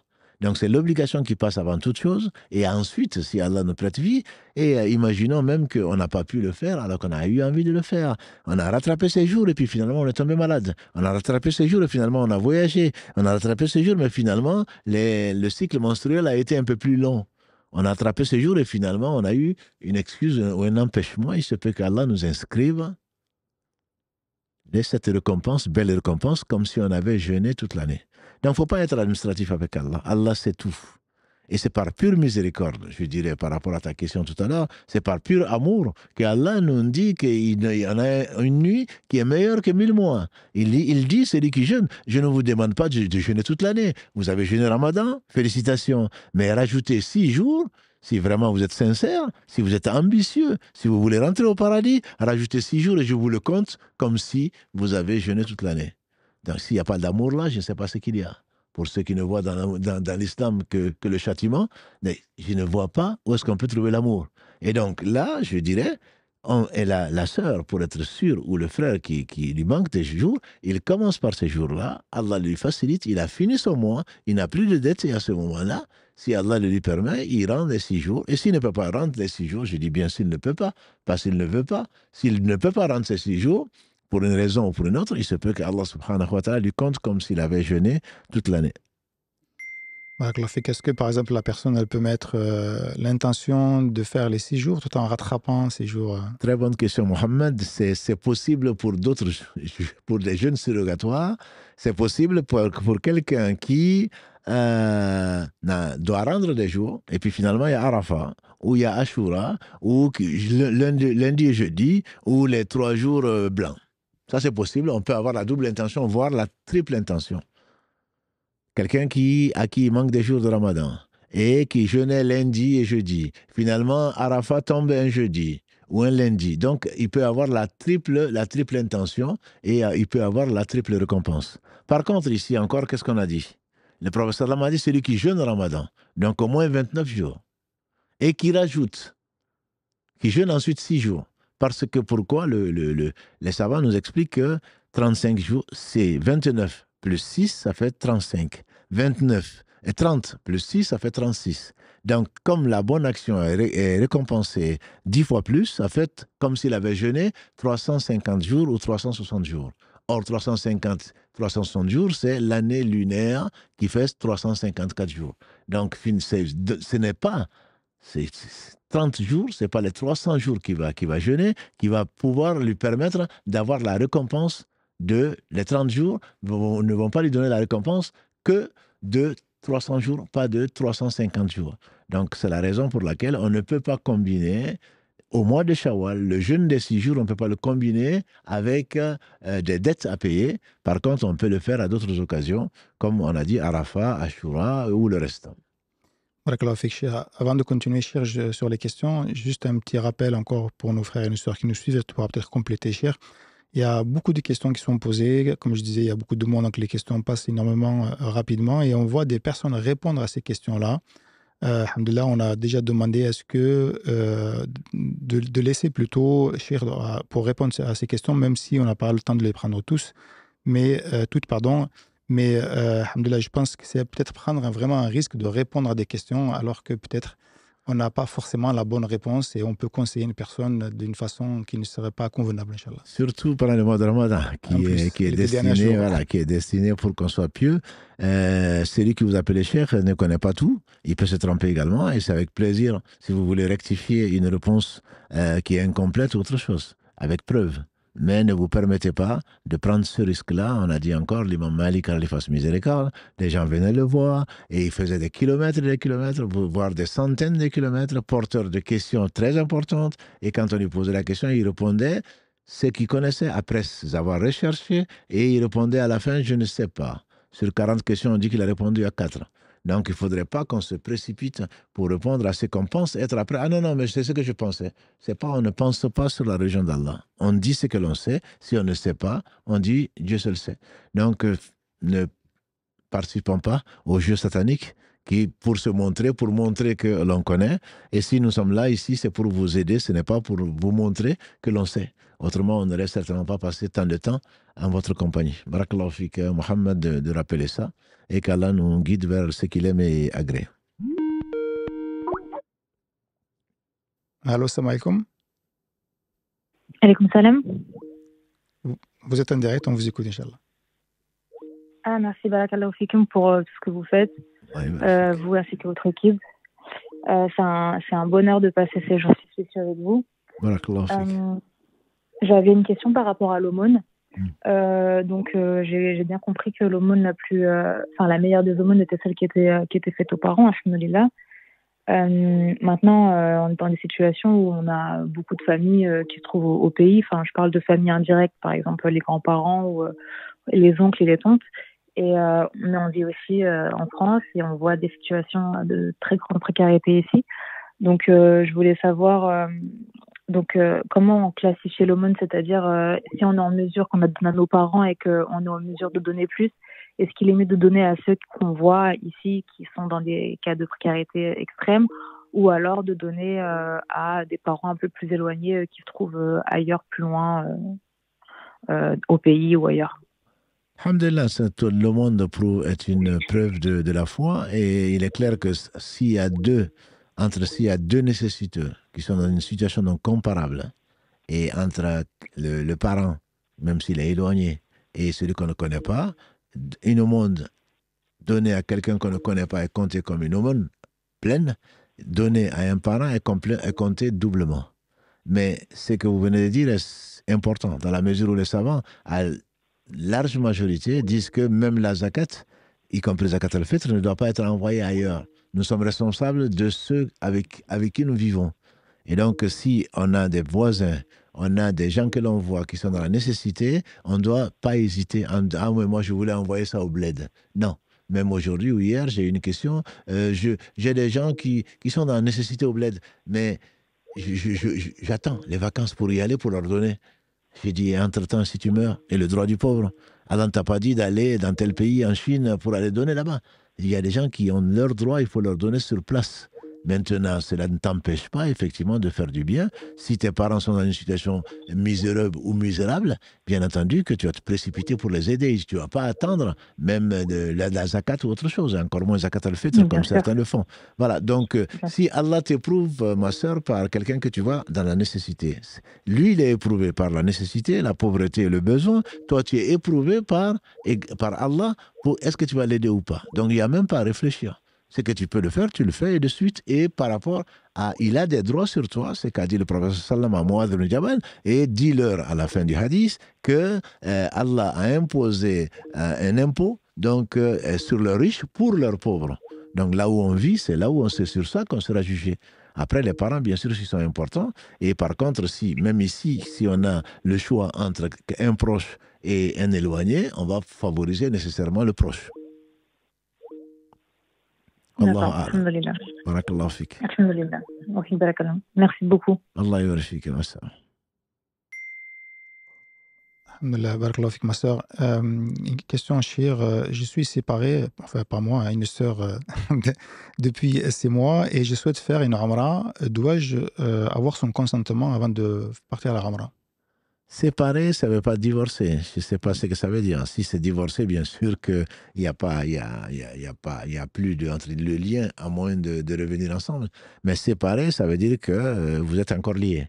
Vous êtes encore liés par le lien du mariage, qui n'est pas encore dissous. Donc, effectivement, tu dois demander son autorisation avant de partir et tu dois l'en avertir. Voilà, et j'espère, Inch'Allah, que tu seras accompagné également, comme c'est l'avis majoritaire des savants, que tu seras accompagné par ton frère, à défaut du mari, de ton père ou d'une personne qui soit un mahram. Voilà, donc en allant faire la Umrah ou autre chose, il ne faudrait pas prendre le droit de quelqu'un d'autre, et le droit de ton mari, il reste encore ton mari, c'est bien au moins de l'en avertir. Voilà, et de lui demander de t'accompagner même. Ça pourrait être l'occasion d'ailleurs pour se réconcilier. Pourquoi tu n'en profites pas pour dire, on était séparés, moi j'ai envie de faire une Umrah, d'ailleurs je te paye une Umrah, ce n'est pas interdit, et peut-être que ça va adoucir adoucir peut-être les cœurs, et ça peut être une bonne occasion de se réconcilier, alhamdoulilah, de pas de faire quelque chose d'extraordinaire, mais accompagner le voyage, ça permet de créer des liens, très certainement, et les frères et les sœurs le savent. Quand on a fait la Umrah ensemble, quand on a fait le pèlerinage ensemble, c'est une nouvelle fraternité qui naît. Le fait de rester ensemble tout le temps, etc., c'est tout le temps, beaucoup de temps qu'on passe ensemble, ça nous fait aimer les uns les autres. Surtout dans ce lieu merveilleux, bien que très austère, qui est le meilleur lieu sur la terre. Donc, moi, je proposerais à la sœur de proposer à son mari, parce qu'il reste encore son mari, de faire la Umrah ensemble. Et si elle peut, même de lui offrir si jamais il est réticent. Barakallahu fik, Chir. Salam alaikum. Alaikum salam wa rahmatullah. Oui, en fait, je vous appelle pour une question et il est en train de... Enfin, je pense qu'il est un petit peu en train d'y répondre. Moi, c'est... Allô? Alors, oui, on vous écoute. On vous entend. Ah, mais je suis en train de m'entendre, en fait. Je suis désolée. Oui. Éteignez votre poste. En fait, c'est pour une personne. Elle était mariée. Il l'a divorcée, c'est-à-dire qu'il a dit 3 fois qu'il la divorçait. Mais finalement, ils sont séparés, mais ils n'ont jamais refait leur vie. Et là, je voulais savoir s'il fallait refaire la demande en mariage et refaire carrément avoir des témoins, refaire un contrat, ou alors simplement de pouvoir se remettre ensemble. en sachant que c'était une longue période. Même si c'est une courte période, la question est importante. Elle est importante, elle est grave. Elle est grave, oui, elle est grave parce que la majorité des savants des 4 écoles sunnites disent que le divorce prononcé 3 fois est un divorce qui est définitif. C'est-à-dire qu'on ne peut même plus revenir ensemble. Donc c'est quelque chose de grave. La question, elle est grave. Ce n'est pas parce que je suis énervé ou je ne sais quoi d'autre, sauf si la personne est ignorante des conséquences. Parce que quand on dit « je te divorce » ou « tu es divorcé », oui. Excusez-moi, en fait, c'est pas, il a prononcé 3 fois qu'il divorçait, mais on n'a pas divorcé 3 fois, c'était une fois seulement. Oui, mais justement, j'y arrive. 3 fois, séparément, il n'y a pas de discussion dessus. Allah dit dans la Sourate Al-Baqarah, si ma mémoire est bonne, c'est le verset 229, At-talaqu marratayn, le divorce 2 fois. Soit on retient, soit on se sépare. Mais donc 3 fois séparément, ça c'est définitif, c'est-à-dire que on ne peut plus revenir ensemble, sauf après remariage donc de la femme, divorce non provoqué, parce que certains vont se marier juste et divorcer ensuite pour revenir à l'ancien mari, ça c'est interdit, et donc à ce moment ils peuvent se remarier en refaisant le mariage. Ça c'est la procédure, je dirais presque normale. Quelqu'un a divorcé 3 fois. En même temps, le prophète sallam a dit, tu te moques du livre d'Allah alors que je suis encore vivant. Donc il s'est mis en colère, ça ne se fait pas. Maintenant, est-ce que quelqu'un qui prononce 3 fois le divorce en même temps, je te divorce 3 fois, qu'est-ce que ça veut dire? Donc ça demande un peu de discussion. Et il y a une divergence chez les savants. Ibn Taymiyyah et Ibn Qayyim, son élève, ou d'autres disent que c'est quelque chose qui a existé du temps des compagnons et que du temps d'Abou Bakr, on le considère comme un seul divorce. C'est Omar qui en a fait 3. Bon. Mais moi je dis, il faut suivre la sunna du prophète sallam et celle des khulafa, donc qui sont bien guidés, dont Abou Bakr, Omar, Othman et Ali. Et donc pendant la période du prophète sallam, disent donc ces savants réputés que c'était considéré comme un divorce. Donc, pour résumer une histoire qui est longue, on n'est pas là pour parler de divorce, c'est que quelqu'un qui dit « je te divorce 3 fois », la question qui se pose chez les 4 écoles, c'est que quand tu dis « je te divorce, je divorce, je divorce », en le répétant, c'est considéré comme 3 divorces. Quand tu te dis « je te divorce 3 fois », comme on peut l'entendre, il faut savoir pourquoi, comment.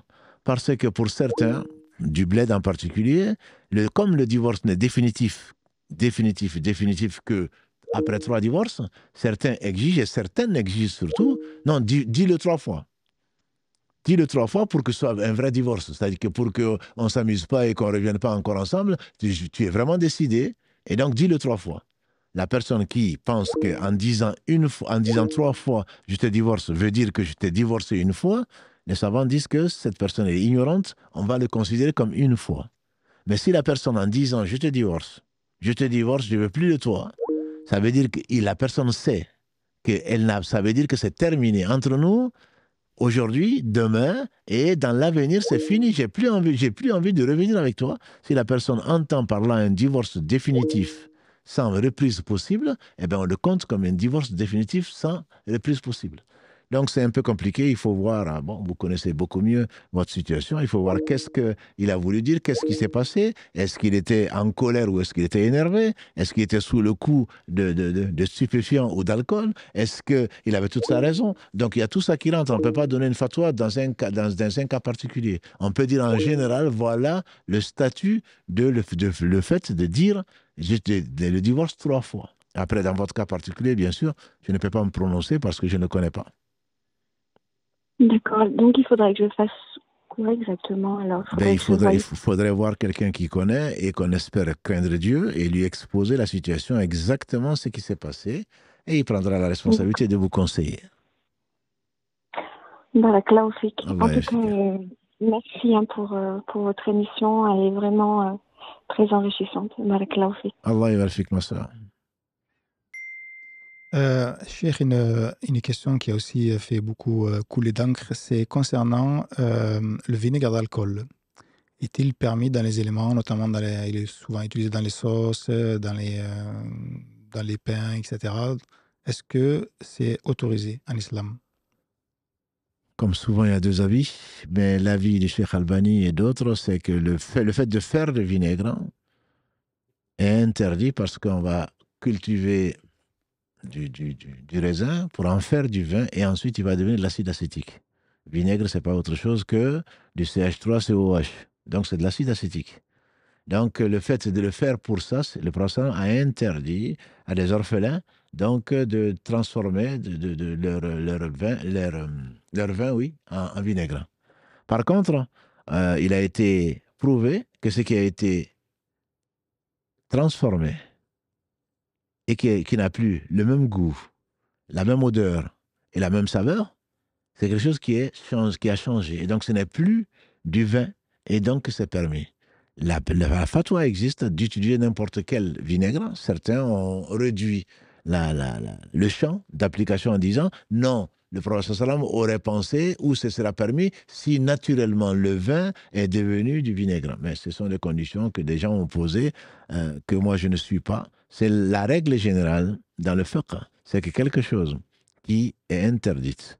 Ils prennent le cas d'un porc. Un porc qui tombe dans un marin salin. Le porc est interdit dans l'islam, la viande de porc. Mais un porc qui tombe dans un marin salin et qui devient du sel, est-ce qu'il est interdit ou il est permis? Les savants disent qu'il est permis parce qu'il n'y a plus de porc dedans. Il est devenu du sel. Il n'y a plus rien, tous les organes du porc, il n'y a plus de viande, il n'y a plus rien, ils sont devenus donc du sel. Donc c'est du sel. Voilà, c'est pour cela que si du vin est transformé en vinaigre, que ce soit balsamique, que ce soit de vin, que ce soit d'alcool, etc., il y a la permission de consommer. Après, certains disent non, c'est haram. Moi, je ne dirais pas ça, je dirais simplement, dis-moi, je n'aime pas ça. Moi, je ne l'utilise pas. Tu n'es pas obligé d'utiliser du vinaigre, mais ne me dis pas que ce que moi je mange est haram. Voilà, donc il faut faire attention, il faut faire très attention. Le haram, c'est le domaine d'Allah. C'est Allah qui interdit, c'est Allah qui permet. Et donc, tout est permis dans l'islam, en point de vue consommation, etc., sauf ce qui est interdit. Ce qui est interdit est bien connu. La viande de porc, la viande non égorgée ou égorgée pour autre qu'Allah, du sang répandu. Donc ça c'est connu. Ça peut se compter sur les doigts d'une seule main. Donc, il ne faut pas interdire. Et ce qu'Allah n'a pas interdit, c'est un grave danger. Je ne dis pas encore une fois qu'il faut faire ce qu'on veut. Mais Allah a interdit ce qui est mauvais. Et donc, c'est tout, en dehors de ça, tout est permis. Donc, tu peux très bien préférer ce qui a beaucoup d'acide acétique dans le citron. Tu préfères le citron, au moins tu n'as pas de doute dessus. Tu préfères un citron à la place donc, du vinaigre. Mais de là à dire non, ça c'est haram, tu peux t'interdire, comme Israël, donc Jacob, c'est interdit un certain nombre de choses qu'Allah n'a pas interdites. Donc, Allah le dit. كل طعام كان حل لبني إسرائيل إلا ما حرم إسرائيل على نفسه. Tous les mets, tous les plats étaient permis aux fils d'Israël, sauf ce que Israël lui-même, c'est-à-dire Jacob, c'est interdit avant que Allah n'ait révélé la Torah. Donc à partir de ce moment-là, tu peux t'interdire ce que tu veux, mais ne dis pas que c'est interdit. Ça, en tout cas, c'est la position que je conseille aux frères et aux sœurs. C'est parce que c'est grave de dire, Allah dit, et ne décrivez pas par vos langues que ça c'est permis, ça c'est interdit, inventant sur Allah donc le mensonge. Donc il faut faire attention, quand tu dis que c'est interdit, tu prends la responsabilité de dire que Allah l'a interdit. Et si tu n'as pas de preuve que Allah l'a interdit, tu as menti sur Allah. Et il n'y a pas plus injuste que celui qui ment sur Allah. Donc si j'ai bien compris, cher, si je pars du principe de la transformation, la gélatine par exemple, dans les bonbons, est-ce que... C'est exactement pareil. La gélatine vient de la peau, de la graisse de la peau. En général, en Europe en particulier, c'est du porc qui est le plus graisseux et également des os. Donc on s'est transformé et on voit parfois gélatine bovine. Gélatine bovine, ou parfois on voit gélatine. Sans rien, on n'a pas à dire que c'est haram. On peut dire non, mais moi je n'aime pas tout ce qui est gélatine, moi je n'en mange pas, parce que ce qu'on a vu le Wara, notamment l'imam Ahmad, quand il fasse miséricorde, connu pour être un des plus grands ascètes parmi les gens, parmi les savants donc, qui sont venus après les compagnons du prophète sallam, ça oui, on peut ne pas le manger. Il y a de la gélatine, je ne l'aime pas. Il y a de la gélatine, je ne veux pas. Moi, je ne mange pas de gélatine. Mais de dire c'est haram, c'est une grande responsabilité. C'est exactement, tu as tout compris, Mohammed. C'est que gélatine ou vinaigre ou des choses comme ça, on peut dire moi, je n'aime pas. Moi, je ne mange pas parce que Comme l'a dit le professeur Sallam, Da'ama yuribuk, il a mal à yuribuk. Abandonne ce qui te met dans un doute pour ce qui ne t'y met pas. Et il a dit également, Al-halal bayin wal haram bayin. Le halal est connu, le haram est connu. Entre les deux, il y a des choses ambiguës que très peu de gens connaissent. Donc, si ta piété t'a amené à une position telle que tu préfères être rigoureux, tu préfères être exigeant avec toi-même, ne pas courir le risque du doute qui pourrait t'éloigner d'Allah, subhanahu wa ta'ala, alors très certainement tu peux ne pas manger. Mais de là, tu peux même ne pas l'offrir, mais de là à le considérer comme interdit, là c'est une autre paire de manches et ceci n'était pas permis. Donc ça nous renvoie un petit peu au cours qu'on a fait sur les 4 écoles. Là, quand tu as dit il y a divergence, si par exemple, moi je suis une école qui dit que c'est déconseillé ou interdit, et que l'autre le dit non, c'est bon, pas suite à la transformation comme tu viens d'expliquer, donc moi je reste sur l'école que je suis en fait. C'est pas qu'on a dit que nous on n'a pas le droit de dire on est d'une école. On se réclame des écoles et les imams ont interdit de se réclamer d'eux quand on n'est pas étudiant en sciences. Voilà. Donc moi je dis plutôt, je vais demander à l'imam qui se réclame d'une école ou pas. Et il me dit, voilà les arguments, où pour moi, c'est permis. On le suit, on ne le suit pas. Voilà. Ce n'est pas, moi, dans mon école, c'est interdit. Non, c'est pas comme ça. C'est pas comme ça. Tu dis, l'imam que je suis ou ce que j'ai entendu, c'est interdit. Ben, tu le suis, tu lui fais confiance, point. Mais tu n'as pas à te réclamer à faire dire. Parce que quand on parle d'une école, c'est donc effectivement la série qu'on vient de terminer avant le Ramadan. Quand on parle d'école, c'est une richesse énorme, mais c'est d'une diversité même dans l'école. Il y a beaucoup de divergences dans une école. Donc quand non, chez nous, les Malikis, c'est comme ça. Non, tu peux dire, l'avis que je connais des Malikis ou celui que je choisis, c'est celui-là. Mais il y a beaucoup de divergences, même à l'intérieur de l'école. On a vu qu'Abou Youssouf a tellement divergé parfois des avis de Abu Hanifa que les gens lui ont même conseillé de faire sa propre école. Mais il a refusé par modestie et par humilité. Donc il peut y avoir beaucoup de divergences même à l'intérieur des écoles. Barakallahu fik, je sais pas la précision. Allô, salam alaikum. Oui, allô? Oui, salam alaikum. Oui, salam alaikum. Alaikum salam. Vous êtes en direct, on vous écoute, Inch'Allah. Ah, d'accord, merci. Salam alaikum, Ami Dafé. Wa alaikum salam. En fait, j'avais une question à vous poser.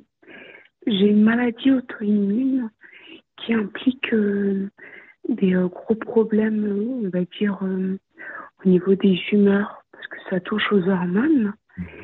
Et ça s'est accentué ces derniers mois. Et c'est très, très compliqué. Et dans ces moments-là, je suis très en colère contre Dieu. Et je peux même être amenée à avoir des propos très durs vis-à-vis de Dieu. Et je voulais savoir si, du coup, ça me rendait maudite ou s'il me détestait en retour. Non, c'est une épreuve. Et Allah ne le veut pas pour tout ce qu'on ne contrôle pas. Et le dernier verset de la sourate Al-Baqarah 286, on demande à Allah, Rabbana la tu'akhidna in nasina aghtana, Rabbana wa la tahmil alayna isran kama hamaltahu ala alladhina min qablina. Au Seigneur, ne nous en veut pas, ne nous tient pas plutôt rigueur, ne nous rend pas responsable de ce qu'on ne peut pas supporter. Et donc, Allah subhanahu wa ta'ala a promis que celui qui demande tout ça, Allah va le lui accorder, a dit le professeur sallam. Et en même temps, c'est que vous ne pouvez pas contrôler, vous n'êtes pas responsable de cela. Si c'est dû aux humeurs, à cause de la maladie auto-immune, ou à cause même d'un état physiologique ou autre, ou à cause de médicaments, etc., cette humeur-là, Inch'Allah, vous servira, Inch'Allah, d'excuse auprès d'Allah subhanahu wa ta'ala, qui sait tout, avant de vous avoir créé, et qui vous a donc éprouvé par cela, et il ne vous en tiendra pas compte, Inch'Allah. Tout ce qui est dû à la contrainte, parce que là c'est quelque part une contrainte, malgré vous, vous pouvez être dur dans vos propos, et Allah subhanahu wa ta'ala, puisque vous n'êtes pas responsable, vous ne maîtrisez pas cet état d'esprit, on prie Allah subhanahu wa ta'ala et on espère de lui sa miséricorde et que vous ne soyez pas jugés à ces moments-là, sur ces propos-là. En fait, j'ai peur qu'il me déteste. Non, parce que j'ai demandé des choses très graves. Non, mais alhamdulillah, si Allah vous détestait, je pense que vous aurez repris la foi et vous ne seriez pas là. Non, ne désespérez pas de la miséricorde d'Allah. C'est une épreuve, il faut la prendre comme épreuve. Et certains gens, là, vous prononcez des choses, mais ce que je veux vous dire, ce sont des choses qui sont arrivées aux meilleurs des hommes après les prophètes, les compagnons du prophète sallam. Il leur arrivait de dire au prophète alayhi salatu salam, Ya Rasulallah, il nous arrive de penser d'Allah des choses dont on a honte. Bon, là, vous parlez de quelque chose de beaucoup plus grave, entre guillemets, dans la mesure où vous avez pu prononcer des choses. Mais si c'est dans votre cœur, ils ont dit, il nous arrive. Ils ont dit, il nous arrive parfois de penser d'Allah des choses très graves, dont on a honte. Il a dit ah oui, ils ont dit oui. Il a dit vraiment, ils ont dit oui. Sérieusement, ils ont dit oui. La troisième fois, il dit ça, c'est la preuve de la foi. Donc, ce n'est pas tout à fait comparable à votre cas, mais c'est pour vous dire qu'il y a des choses qui nous dépassent. C'est pas parce qu'Allah nous déteste, ça c'est Satan qui rentre, profite probablement des humeurs, profite des hormones, profite du déséquilibre, profite de notre état, notre faiblesse, pour nous amener à perdre le moral. Et donc à ce moment-là, on peut penser d'Allah le contraire de la vérité, on peut penser d'Allah du mal. Mais on doit se ressaisir, demander pardon à Allah et demander son aide surtout.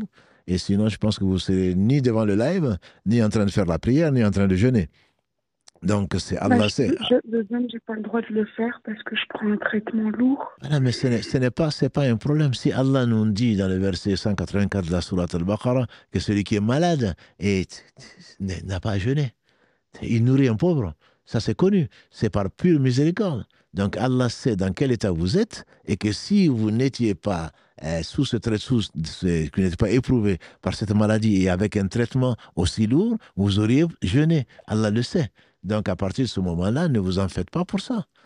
Prenez votre médicament, la santé passe avant la religion. Ça, c'est bien connu. C'est une règle générale, à ma connaissance, qui n'est pas discutée chez les savants. Donc, ne vous démoralisez pas. Remerciez Allah et chaque mal que vous avez, chaque douleur que vous pouvez avoir, chaque gêne causé par cette maladie auto-immune, qu'Allah vous purifie et vous guérisse de cette maladie-là. Tout ceci va, Inch'Allah, vous enlever des péchés.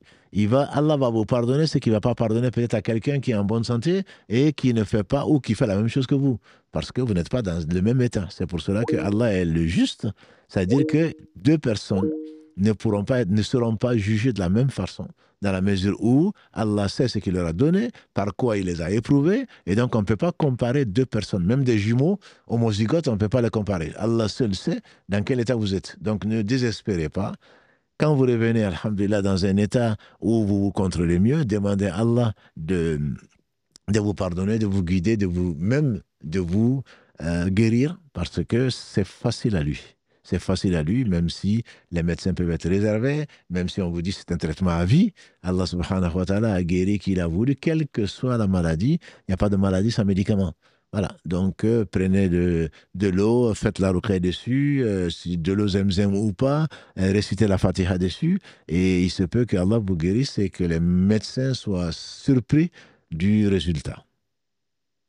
Je peux vous demander une dernière chose, Ami. En fait, avant de changer mon traitement, je pense que j'ai dit des propos dans lesquels j'ai mécru. Donc je dois faire quoi maintenant? Parce que j'ai changé de traitement et ça va un tout petit peu mieux. Et j'ai pris conscience que c'était très grave ce que j'ai dit. Mais je ne sais pas si je dois... Il n'y a pas de péché que Allah ne pardonne pas. L'essentiel, même si vous étiez consciente et sans traitement, si vous êtes revenu vers Allah, vous regardez, vous demandez pardon à Allah et vous regrettez ce que vous avez dit, avec ou sans traitement, Allah va vous pardonner. Il n'y a pas de péché. Ils ont associé à Allah. Des compagnons du prophète avant d'être compagnons, ils ont adoré les idoles. C'est pas ce que vous avez fait. Vous avez certainement tenu des propos dont on ne peut pas parler aujourd'hui, dont il ne faut même pas parler. Mais le fait de reconnaître que vous ne deviez pas le faire, que Allah mérite bien plus que ça, et que vous le regrettiez, et que vous revenez vers Allah subhanahu wa ta'ala, cela vous suffit. C'est une garantie que Allah subhanahu wa ta'ala vous donne dans la sourate 39, verset 53. Il dit à son prophète sallallahu alayhi wa sallam, « Qul ya ibadi alladhina asrafu ala anfusihim, la taqnatu min rahmatillah, inna Allah yaghfiru dhunuba jami'a, innahu huwa al-ghafuru rahim. » Dis-leur, ya Muhammad, ô mes serviteurs qui sont fait outragement tort. C'est pour ça que j'insiste dessus, outragement tort. Jamais ne désespérer de la miséricorde d'Allah. Allah pardonne tous les péchés. Il est celui qui pardonne, il est le miséricordieux. Donc, ma sœur, ne désespérez pas, ça c'est un plan satanique, c'est une astuce de Satan pour vous faire désespérer en disant, non, mais toi tu es perdu, ce que tu as dit sur Allah, c'est irréparable, c'est pas vrai. C'est pas vrai. Tant que vous êtes en vie, c'est que Allah vous a voulu du bien, et tant que vous mourrez, Inch'Allah, en étant soumis à Allah, il vous fera miséricorde. Oui, après, je lui ai dit que je le détestais parce que j'étais malade et après j'ai regretté d'avoir dit ça. Alhamdulillah, alhamdulillah, qu'Allah vous pardonne et que nous pardonne. D'accord, merci beaucoup, Ami. Bonne soirée. Allah yabarafik, ma soeur.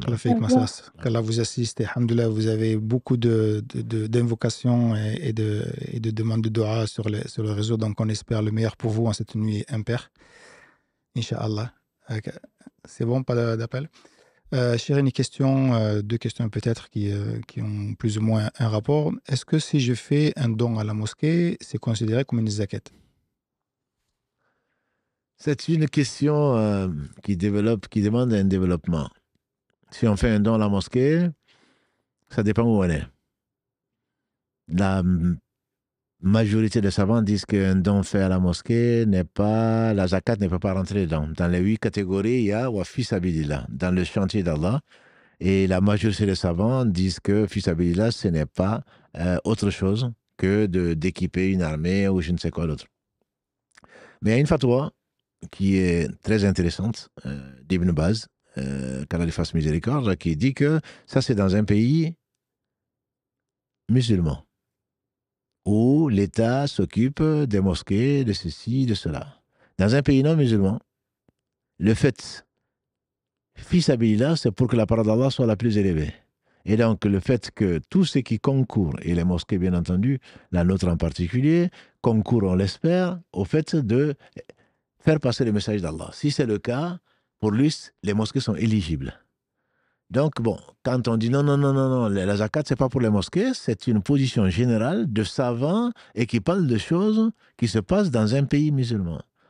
Donc, il y a cet avis, mais il y a cet avis minoritaire qui est peut-être l'avis le plus juste, c'est que dans un contexte où les mosquées ne sont pas financées, dans un contexte où les mosquées sont des centres de compréhension, d'enseignement, d'appel vers Allah subhanahu wa ta'ala, cette position peut ne pas être appliquée et que c'est plutôt l'inverse.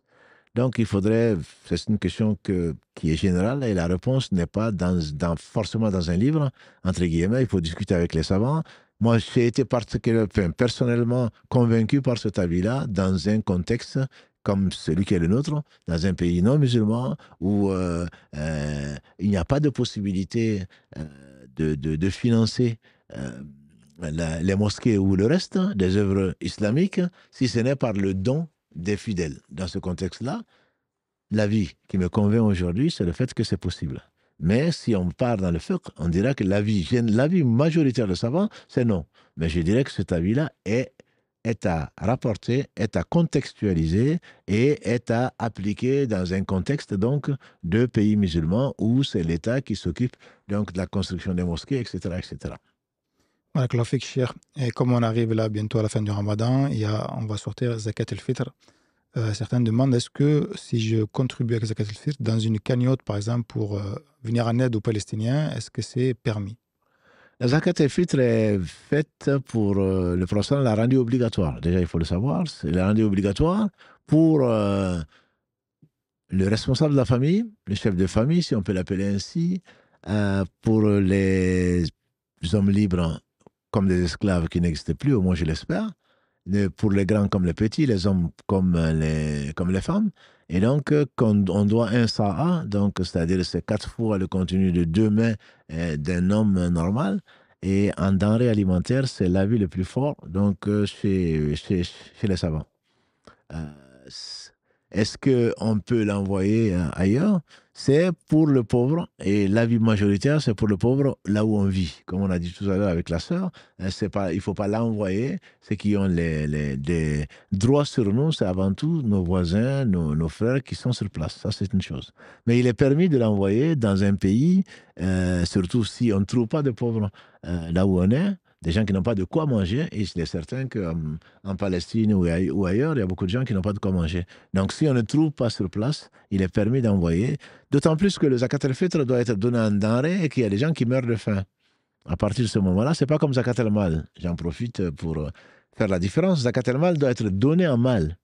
C'est-à-dire que si c'est sur la récolte, ça doit être donné en récolte et pas en argent. Si c'est sur son argent, ça doit être donné en argent. Si c'est sur son or, ça doit être donné en argent, puisque c'est une question d'équivalence. Mais zakat al-fitr doit être donné en matière, en denrées alimentaires, pour la vie majoritaire et la vie le plus sûre. Et le prophète sallam, bien qu'il y avait le dirham et le dinar, a donné et a ordonné de donner un sa'a, donc de la nourriture la plus courante dans le pays. Donc, puisque ça peut se donner en nourriture, à ce moment-là, c'est possible, effectivement, si on ne trouve pas, ou s'il y a une situation de catastrophe, les savants permettent effectivement de transférer cet argent-là pour que les gens, surtout qu'aujourd'hui, on sait qu'à Gaza ou ailleurs, les gens meurent de famine. Bon, en tout cas, la famine plutôt... le risque de famine est réel, y compris ce que dit l'ONU ou toute autre organisation, ou ce que l'on entend. Donc, il y a un vrai risque de famine à ce moment-là. Effectivement, ça peut même être mieux de l'envoyer à des gens qui risquent de mourir de famine plutôt qu'à des gens qui ont de quoi manger, etc., etc. Donc, ça, c'est possible. Ça peut être délégué, c'est pour cela qu'on ne va pas envoyer, bien entendu, du riz ou des pâtes ou je ne sais quoi d'autre dans ces pays-là. On peut envoyer de l'argent, mais on ne va pas donner cet argent aux pauvres. Il faut en acheter des aliments au travers desquels donc, les gens vont pouvoir vivre et donc gagner ainsi, faire la fête, si fête il y a chez eux, à la fin donc, du mois de Ramadan. Ceci est permis si la situation l'exige. Donc, forcément, quand on parle de zakat, les questions qui fusent depuis tout à l'heure, c'est le montant cette année de la zakat. Il y a certaines associations qui se disent représentants, je ne vais pas citer de nom, représentants de musulmans, etc., qui l'ont fixé à 9 euros. Encore une fois, je dis l'avis majoritaire et l'avis le plus fort, je dirais même l'avis juste, c'est de donner un denrée alimentaire. Certains l'ont fixé à 9, ici en tout cas à Toulouse, au moins depuis l'année dernière, voire l'année d'avant. Donc on avait fixé à 7 euros parce que avec l'inflation, avec je ne sais quoi d'autre, donc nous on reste sur 7 euros, au moins au niveau de la coordination musulmane de l'agglomération toulousaine. Pour nous c'est 7 euros, mais pas donné à des pauvres, c'est 7 euros donnés. Nous avons une association donc, qui fait partie de la coordination qui s'appelle Oumma 31, donc qui achète des denrées et qui le distribue à des familles nécessiteuses. Et donc nous on propose au travers de Oumma 31 de récolter cet argent-là et donc d'acheter des denrées. On ne donne pas l'argent pour suivre la sunna du prophète sallam et l'avis majoritaire, donc l'argent majoritaire des savants. On propose donc 7 euros à donner aux mosquées de la coordination ou à qui vous voulez, déléguer donc cet impôt qui est une obligation, comme a dit Ibn Omar, le prophète sallam a rendu obligatoire donc zakat al-fitr et donc donner cet argent-là à des associations, ou notamment ici à Oumma 31, pour acheter des denrées et pour nourrir donc des démunis et nourrir des familles pauvres. Donc, je permets de répondre à une question, Cheikh, qui a été posée. Tu as parlé d'Oumma 31, donc très certainement, il va y avoir un lien qui va être diffusé peut-être sur les réseaux sociaux, parce que la personne elle demande est-ce qu'on peut donner la zakat via le site internet de la mosquée. Non. Pas sur le site internet de la mosquée. Il y a, Inch'Allah, comme tu dis, il y aura un lien qui sera publié, Inch'Allah, vendredi. Un lien ou si même à défaut du lien, il suffit de taper Oumma 31, O-U-2-M-A-H, Oumma 31 toutcollé.fr. Et donc, il va y avoir directement sur ce site-là. On ne passe pas par une mosquée, on passe directement par eux. C'est eux qui gèrent, c'est pas la mosquée qui gère ça. Dans les différentes mosquées au monde de la coordination, on va mettre des caisses spéciales que Oumma va relever, qui n'iront pas dans la mosquée, parce que c'est zakat al-fitr, c'est pas fait pour financer une mosquée, c'est fait pour nourrir donc des pauvres et des nécessiteux. Ça ne doit pas aller dans une mosquée. Si vous ne la confiez, nous on va de toute façon la confier donc à Oumma 31, à laquelle nous faisons entièrement confiance, et qu'Allah bénisse les sœurs et les frères qui travaillent matin, midi et soir, donc pour aider les démunis, les plus démunis, en tout cas les plus éprouvés de la communauté. Et donc, vous attendez, Inch'Allah, et parce que zakat al-fitr, il y a des fatwas qui disent qu'on peut le sortir n'importe quand, parce que si on veut aider la Palestine, si on veut aider le Soudan, si on veut aider l'Éthiopie, si on veut aider l'Alaska, ou je ne sais quel autre endroit du globe, il faut avoir le temps de l'envoyer, mais l'avis le plus fort et l'avis largement majoritaire, c'est que la zakat al-fitr, le meilleur moment, c'est de la sortir plutôt avant la prière le jour de l'Aïd. Mais il est autorisé, toléré de la sortir 1 ou 2 jours avant. Donc, en général, la pratique des musulmans d'aujourd'hui et depuis longtemps, c'est de le sortir à partir du 27, de la nuit du 27 Ramadan. Pas parce que c'est les lettres Qadr, parce que c'est pour permettre d'acheter aux pauvres, donc de se réjouir déjà donc de cette préfète 1 ou 2 jours avant. Donc, le vendredi soir, ce sera la nuit du 27 Ramadan. À partir du samedi, Inch'Allah, on va proposer de collecter donc cet argent-là pour le confier au mois 31 pour qu'il distribue avant la fête qui sera donc soit le premier Shawwal, donc soit le mois de Ramadan à 29 jours, donc le premier Shawwal sera un mardi. S'il a ici, bien sûr, ailleurs, ceux qui ont commencé mardi ne sont pas concernés. Et si le mois de Ramadan, on ne voit pas la lune le 29, le soir du 29, alors on va compléter le Ramadan à 30 et l'Aïd sera le mercredi, Inch'Allah. Donc à partir de samedi, on va donc ce lien, on va le mettre on va le publier au niveau de la coordination pour le confier donc à Oumma 31. Si ce n'est pas le cas, de toute façon, on va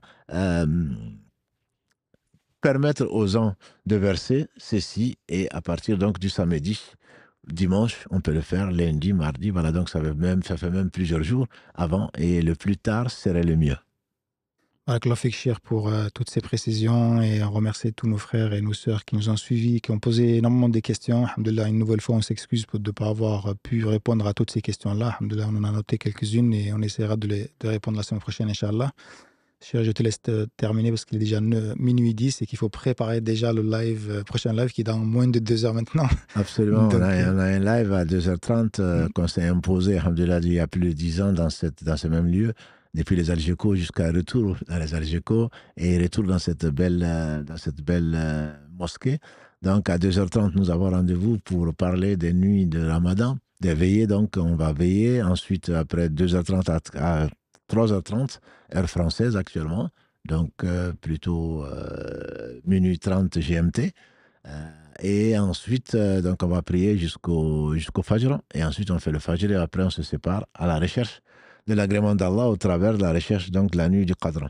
Avant cela, effectivement, il y a une question qui était venue, j'avais promis d'y répondre, c'est la question donc, est-ce que si 2 personnes qui, dans leur période d'égarement ou qui ont pensé à se connaître et finalement qui ont eu des relations en dehors du mariage, est-ce que ces personnes-là peuvent se marier après? Bon, la question est longue, la réponse plus est longue. Juste pour donner un résumé, donc il y a l'avis général, c'est que après le repentir, il n'y a pas de péché. Après le repentir, il n'y a pas de péché. Ce repentir exige par contre dans l'islam d'arrêter et de regretter la période donc dans le haram, de décider de ne plus jamais le faire. Si effectivement les 2 partenaires du couple ou de l'ancien couple veulent à nouveau revenir ensemble, ça ne veut pas dire que le repentir n'est pas sincère. On laisse à Allah le soin de juger de la sincérité. Si ce n'est pas sincère, bien entendu, Allah le sait.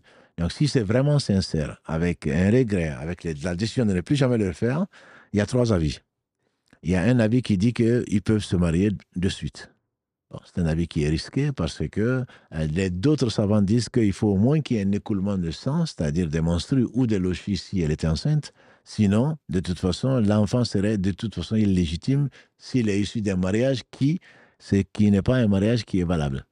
Donc le mieux serait au moins de laisser l'écoulement de sang au moins d'une menstrue. Et chez les Malikis, ils disent plutôt 3 menstrues. Voilà, bon, je ne vais pas rentrer dans les détails. Ceux qui disent que non, si on revient à l'autre, c'est que le repentir n'est pas sincère. C'est un avis de personne, mais ce n'est pas un avis de la religion. Dans la mesure où après, on peut trouver encore meilleur la personne avec qui était dans le mal et qui s'est repenti, qui peut être excellent. Parce que Allah subhanahu wa ta'ala a simplement accepté son repentir, et celui qui s'est repenti sincèrement n'a pas de péché, comme l'a dit le prophète sallallahu alayhi wa sallam. Bon, on peut revenir, Inch'Allah, dessus, mais c'est juste pour tenir une promesse que j'avais faite à propos donc de cette question-là. Qu'Allah bénisse donc cette nuit qui est, comme Mohammed l'a rappelé, la 23e nuit pour ceux qui ont commencé lundi. Il se peut que ce soit, comme Abdallah l'a dit, il a demandé au prophète sallallahu alayhi wa sallam, il a dit plutôt que le prophète sallallahu alayhi wa sallam a dit, Laylatul Qadr, c'est la 23e nuit. On en a parlé, ça peut être la 21e, ça peut être la 22e, la 23e ce soir, la 24e, demain, la 25e, la 27e, la 29e et même la 30e, si 30 il y a. Voilà, donc Allah nous incite à parfaire sa religion au travers de son remerciement et au travers du rappel continu, en tout cas le plus continu possible, de ses bienfaits, subhanahu wa ta'ala, et tous les bienfaits viennent de lui.